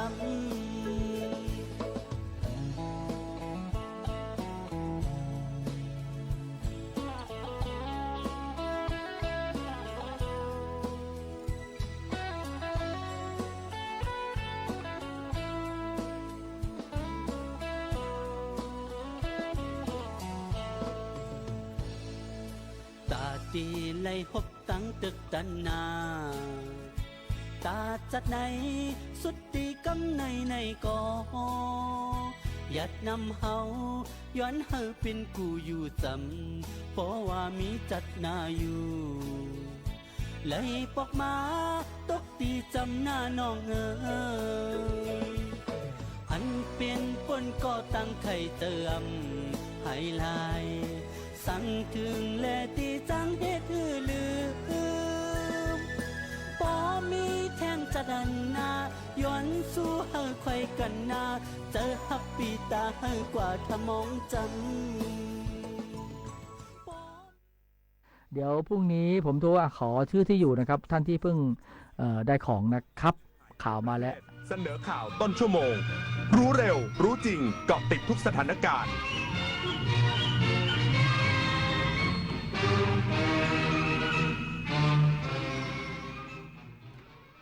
รับฟังข่าวต้นชั่วโมง 23 นาฬิกากับพิญโยรุ่งสมัยกอรมน.จัดแผนรับมือภัยคุกคามรูปแบบใหม่พร้อมเฝ้าระวังการแพร่ระบาดยาเสพติดเข้าประเทศอีกสักครู่กลับมาติดตามรายละเอียดครับ ปีแห่งมหามงคลขอเชิญชวนคนไทยทั้งประเทศทำความดีบริจาคโลหิตในโครงการ70พรรษา70ล้านซีซีเฉลิมพระเกียรติสมเด็จพระกนิษฐาธิราชเจ้ากรมสมเด็จพระเทพรัตนราชสุดาสยามบรมราชกุมารีตลอดปี 2568 บริจาคครบ2 ครั้งจะได้รับพระผงหลวงปู่มั่นภูริทัตโตเป็นที่ระลึกดูรายละเอียดได้ที่ thaibloodcenter.redcross.or.th ป่ารักน้ำหนึ่งในโครงการอันเนื่องมาจากพระราชดำริของสมเด็จพระนางเจ้าสิริกิติ์พระบรมราชินีนาถพระบรมราชชนนีพันปีหลวงที่ก่อให้เกิดประโยชน์สุขแก่ราษฎรในการฟื้นฟูป่าที่เสื่อมโทรมให้เป็นบริเวณต้นน้ำลำธารอนุรักษ์ปลูกฝังให้คนรักและหวงแหนป่าไม้ช่วยให้ราษฎรที่ขาดแคลนที่ดินทำกินได้มีที่อยู่เป็นหลักแหล่งมีอาชีพและยับยั้งการตัดไม้ทำลายป่าทำได้แค่นี้เองเหรออ้าวนึกว่าคนท้องใช้ของถูกดุจจนน่ะสมควรโดนแล้วหยุดไซเบอร์บูลลี่หยุดความคิดที่จะประจานบุคคลอื่นทางออนไลน์อย่าคิดที่จะสร้างกลุ่มโจมตีข้อความไม่สร้างสรรค์เหล่านี้เพราะความคึกขนองเพราะมันไม่ตลกและนำไปสู่จุดจบที่ไม่เคยเป็นผลดีต่อใครร่วมสร้างสังคมออนไลน์ให้ปลอดภัยไม่กดถูกใจไม่แชร์เนื้อหาความรุนแรงรู้มารยาทการสื่อสารคิดทบทวนก่อนพิมพ์ใจเขาใจเราจิ้มจอแต่ละทีอย่าให้มีใครต้องเจ็บ คนชอบตื่นเช้าฟังข่าวตอนเช้าให้ทุกเช้ามีสาระตีของร้องข่าวสื่อสารตรงถึงชาวบ้านในทุกพื้นที่ผ่านหอกระจายข่าวทั่วไทยจากการจับมือกันแน่นของกรมประชาสัมพันธ์และกระทรวงมหาดไทยออกอากาศทุกวันเวลา 6:30 น.ถึง 6:45 น.ในรายการข่าวยามเช้า FM 92.5 เมกะเฮิรตซ์ทางสถานีวิทยุกระจายเสียงแห่งประเทศไทยและเครือข่ายทั่วประเทศกองอำนวยการรักษาความมั่นคงภายในราชอาณาจักรจัดแผนรับมือภัยคุกคามไซเบอร์และขบวนการ call center พร้อมเฝ้าระวังการแพร่ระบาดของยาเสพติดเข้าประเทศพลเอกธงชัยรอดย้อยเสนาธิการทหารบกเลขาธิการกองอำนวยการรักษาความมั่นคงภายในราชอาณาจักรกล่าวในการจัดพิธีวันสถาปนาไทยอาสาป้องกันชาติประจำปี 2568 ครบรอบปีที่ 47 ณ กองบัญชาการกองทัพภาคที่ 1 เขตดุสิตมีสมาชิกไทยอาสาป้องกันชาติเข้าร่วมกิจกรรมกว่า 300 คนโดยย้ำบทบาทของไทยอาสาป้องกันชาติที่เปลี่ยนไปตามภัยคุกคามและความท้าทายในปัจจุบันเช่นภัยคุกคามทางไซเบอร์ขบวนการ call center ซึ่งมีการอบรมให้ความตระหนักรู้และให้ความร่วมมือการปฏิบัติงานด้านการป้องกันและบรรเทาสาธารณภัยการรักษาทรัพยากรธรรมชาติและสิ่งแวดล้อมการเฝ้าระวังการแพร่ระบาดของยาเสพติดในพื้นที่การลักลอบนำแรงงานต่างด้าวเข้าประเทศพร้อมกันนี้ยังเปิดรับสมาชิกไทยอาสาป้องกันชาติและมีการจัดกิจกรรมส่งเสริมให้คนรุ่นใหม่มีส่วนร่วมกับไทยอาสาป้องกันชาติในลักษณะของกิจกรรมบำเพ็ญสาธารณประโยชน์เพื่อปลูกฝังให้เกิดจิตสาธารณะสร้างสรรค์ประโยชน์ให้กับสังคมปริญญวิทย์เปี่ยมสมบูรณ์รายงานสำนักงานสาธารณสุขจังหวัดลำปางฝึกซ้อมแผนปฏิบัติการรับมือกรณีอุทกภัยและดินโคลนถล่มนายแพทย์สุวรรณเพชรรุ่งนายแพทย์สาธารณสุขจังหวัดลำปางเปิดเผยว่าสำนักงานสาธารณสุขจังหวัดลำปางจัดการประชุมเชิงปฏิบัติการการจัดทำแผนและฝึกซ้อมแผนปฏิบัติการตอบโต้ภาวะฉุกเฉินทางสาธารณสุขกรณีอุทกภัยและดินโคลนถล่มในรูปแบบฝึกซ้อมบนโต๊ะเพื่อให้ความสำคัญกับกระบวนการบัญชาการเหตุการณ์ซึ่งเป็นระบบบัญชาการเหตุการณ์เพื่อการสั่งการควบคุมและประสานความร่วมมือของแต่ละภารกิจในการบริหารสถานการณ์สาธารณภัยโดยมีกลุ่มเป้าหมายในการประชุมประกอบไปด้วย7กลุ่มภารกิจตามระบบบัญชาการเหตุการณ์ทั้งระดับจังหวัดและอำเภอรวมทั้งสิ้น115คนสำหรับการประชุมในครั้งนี้ได้รับการสนับสนุนวิทยากรจากกลุ่มระบาดวิทยาและตอบโต้ภาวะฉุกเฉินทางสาธารณสุขจากสำนักงานป้องกันควบคุมโรคที่1เชียงใหม่บรรหารสุยะทีมข่าวสวทลำปางรายงานกรมกิจการผู้สูงอายุแจ้งเตือนประชาชนอย่าหลงเชื่อข่าวแจกเงินหมื่นให้ทายาทผู้สูงอายุที่เสียชีวิต นางพรนิพามาศิลีรังสีรองอธิบดีกรมกิจการผู้สูงอายุโฆษกกรมกิจการผู้สูงอายุแจ้งเตือนประชาชนว่าขณะนี้ในสื่อสังคมออนไลน์มีการเผยแพร่ข้อมูลเกี่ยวกับประเด็นเรื่องผู้สูงอายุ60ปีขึ้นไปหากเสียชีวิตทายาทจะได้เงิน 3,000 บาทส่วนข้าราชการบำนาญได้เงิน 30,000 บาทนั้นขอชี้แจงว่าเป็นข้อมูลเท็จเนื่องจากกรมกิจการผู้สูงอายุจะให้การสนับสนุนการสงเคราะห์ในการจัดการศพตามประเพณีตามโครงการสนับสนุนค่าจัดการศพผู้สูงอายุตามประเพณีดำเนินการตามประกาศกระทรวงการพัฒนาสังคมและความมั่นคงของมนุษย์หรือพม.มีงบประมาณในการช่วยเหลือเป็นเงินรายละ 3,000 บาทส่วนผู้สูงอายุที่เสียชีวิตซึ่งเป็นข้าราชการบำนาญจะไม่มีคุณสมบัติในการลงทะเบียนเพื่อสวัสดิการแห่งรัฐส่งผลให้ไม่สามารถขอรับการสนับสนุนได้จึงขอแจ้งเตือนประชาชนอย่าหลงเชื่อข้อมูลดังกล่าวไม่ส่งต่อข้อมูลดังกล่าวในช่องทางออนไลน์สามารถสอบถามรายละเอียดได้ที่ศูนย์เร่งรัดจัดการสวัสดิภาพประชาชนหรือโทรสายด่วน1300ตลอด24ชั่วโมงวริศราโตปะรายงานจบข่าวพิญญรุ่งสมัยอ่านและฟังข่าวครั้งต่อไปเวลา 6 นาฬิกาติดตามข่าวที่นำเสนอไปแล้วได้ที่ www.thainews.prd.go.th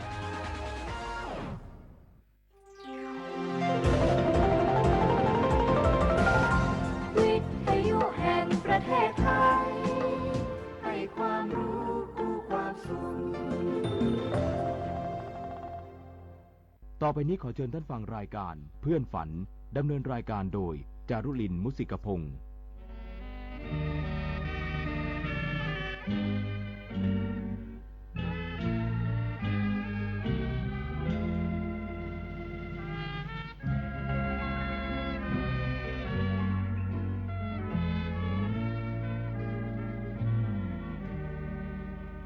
อยากมีเพื่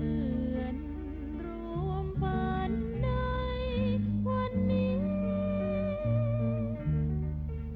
วันที่มีเสียงเพลงบรรเลงวอนเดี๋ยวออดอ่อนเดี๋ยวเรื่องลื่นแสนชื่นบานเดี๋ยวซาบซ่านเดี๋ยวโศ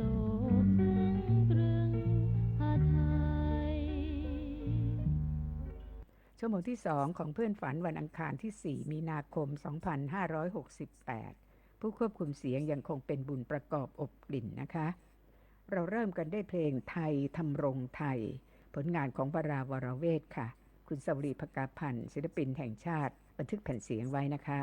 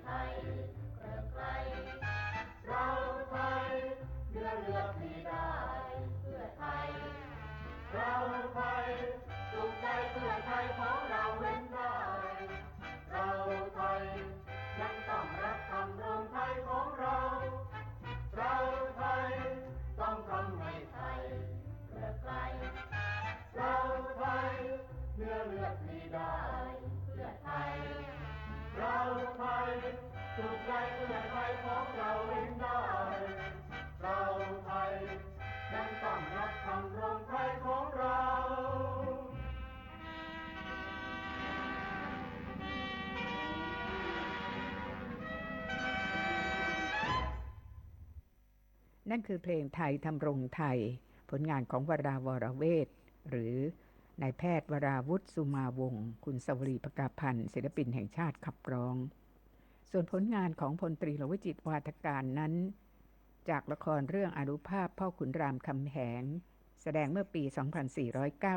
2497 ชื่อเพลงเพื่อนไทยคุณภาหวังในธรรมขับร้องนำ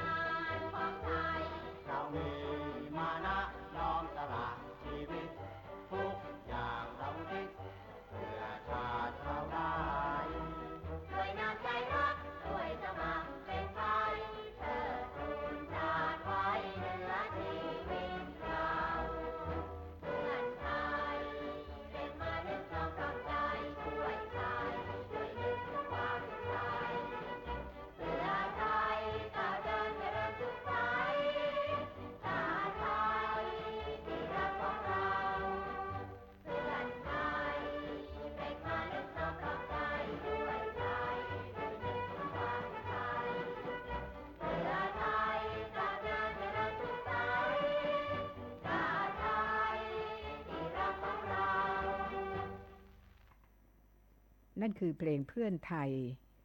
จากละครเรื่องอานุภาพพ่อขุนรามคำแหงผลงานของพลตรีหลวงวิจิตรวาทการปี 2497 คุณภาหวังในธรรมขับร้องนำนะคะและสองเพลงต่อไปนี้ก็เป็นเพลงเกี่ยวกับเพื่อนค่ะเพื่อนรักเก่าโดยคุณเฉลาประสบศาสตร์เป็นต้นฉบับที่คุณเฉลาบันทึกแผ่นไว้นะคะเป็นผลงานการประพันธ์เพลงแรกเลยของครูปอชื่นประโยชน์ศิลปินแห่งชาติค่ะต่อได้เพื่อนตายคุณณรงค์ธนวังน้อยขับร้องเพลงนี้ครูอารามขาวสะอาดนำมาจากนิราศพระแท่นดงรังบทประพันธ์ของนายมีมาใส่ทำนองนะคะสองเพลงนะคะเพื่อนรักเก่าและเพื่อนตาย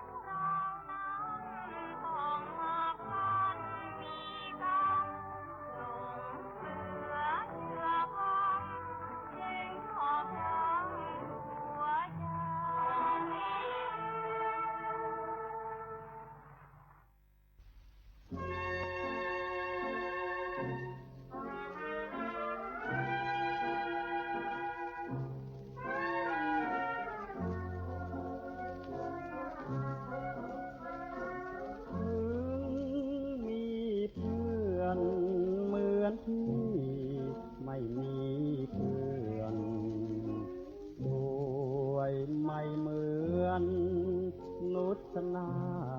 ที่มาดหมายมีเพื่อนกินก็ไม่เหมือนมีเพื่อนตายมีเพื่อนชายก็ไม่เหมือนมีเพื่อนชมถึงแม้มีวิมานสถานทิพย์ที่ลอยลิบเลิศมนุษย์สุดปฐมหากไม่มีคู่เคียงเรียงพิรมจะตรอมตรมหรือหาเป็นอาทิน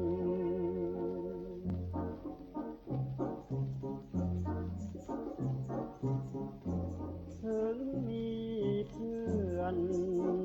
เหมือนที่ไม่มีเพื่อน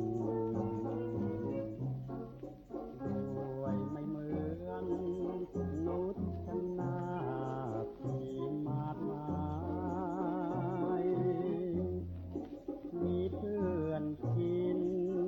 ก็ไม่เหมือนมีเพื่อนตายมีเพื่อนชายก็ไม่เหมือนมีเพื่อนชมถึงแม้มีวิมานสถานทิพย์ที่ลอยลิบเลิศมนุษย์สุดปฐมหากไม่มีผู้เพียงเรียงพิรมจะตรอมตรมหรือหาเป็นอาทิน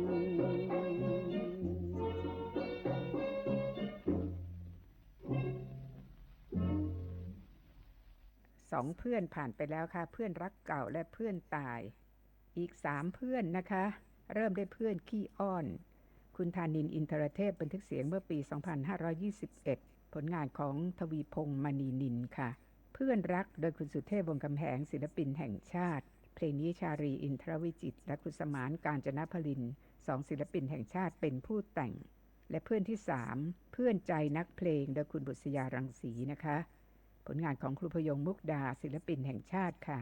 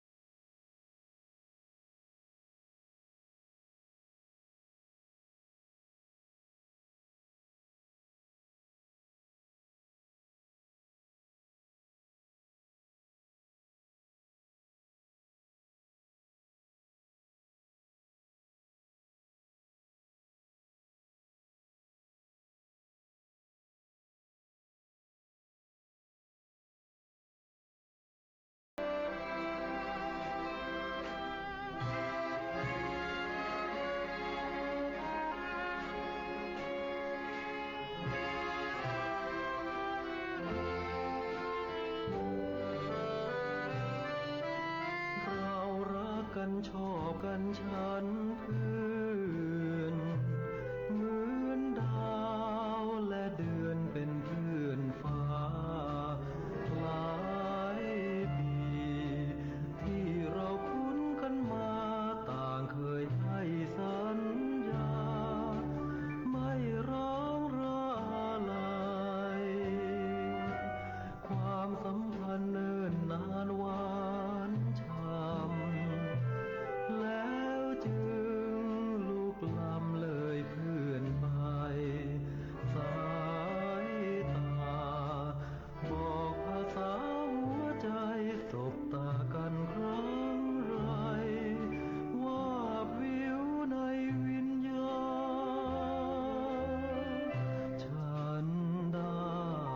จูบตาของเธอฉันภูมิใจเสมอ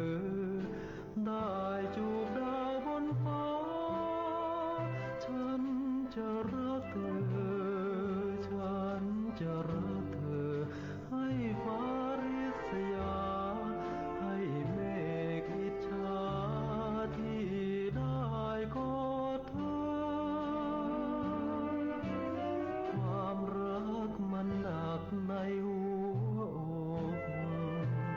เหลือพรามใจพกพรามอกฉันเอง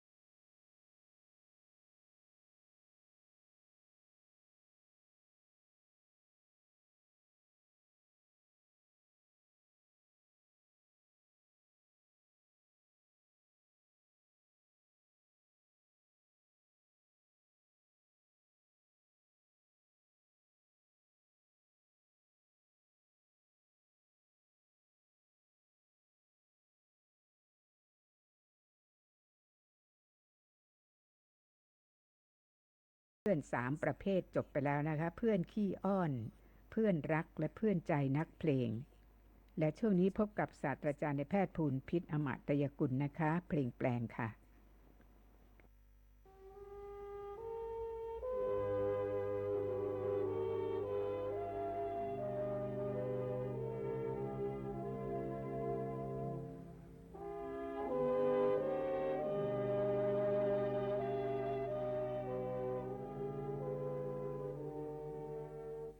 เสียงเพลงซึ่งเริ่มต้นขึ้นมานั้นนะครับ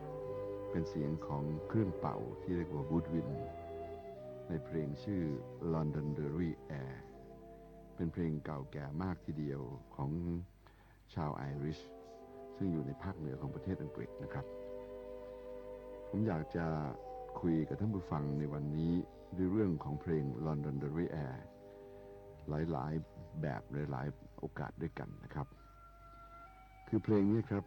ไม่ทราบจริงๆว่าท่านผู้ใดเนี่ยเป็นผู้ประพันธ์ไว้นะครับเป็นเพลงเก่าแก่และโด่งดังที่สุดเพลงหนึ่งจากกลุ่มชนที่เรียกว่าเซลติกคือกลุ่มไอริชสกอตเวลและอังกฤษเนี่ยนะครับครอบคลุมไปด้วยขนบธรรมเนียมและความเชื่อที่ว่าการร้องเพลงนั้นเป็นพรสวรรค์จากนางฟ้าดังนั้นใครก็ตามที่ร้องเพลงได้ไพเราะก็คือได้รับพรสวรรค์อันวิเศษสุดจากนางฟ้าสำหรับเพลงที่ชื่อว่า Londonderry Air นั้นคำว่า Air เนี่ยหมายความถึงบรรยากาศก็ได้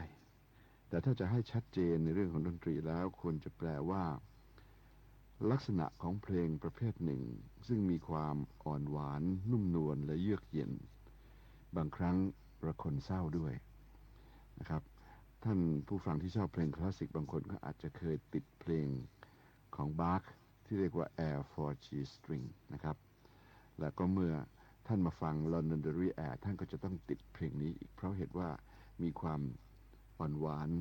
นุ่มนวลและเยือกเย็นระคนเศร้าชัดเจนมากทีเดียวประวัติความเป็นมาของเพลง Londonderry Air นั้นเดิมทีเดียวก็เป็นซึ่งร้องกันในกลุ่มของวณิพกพเนจรนะครับบางท่านบอกว่ามันเป็นเพลงพื้นเมืองหรือ traditional music ในแผ่นเสียงหลายอันเขาเขียนว่า traditional Irish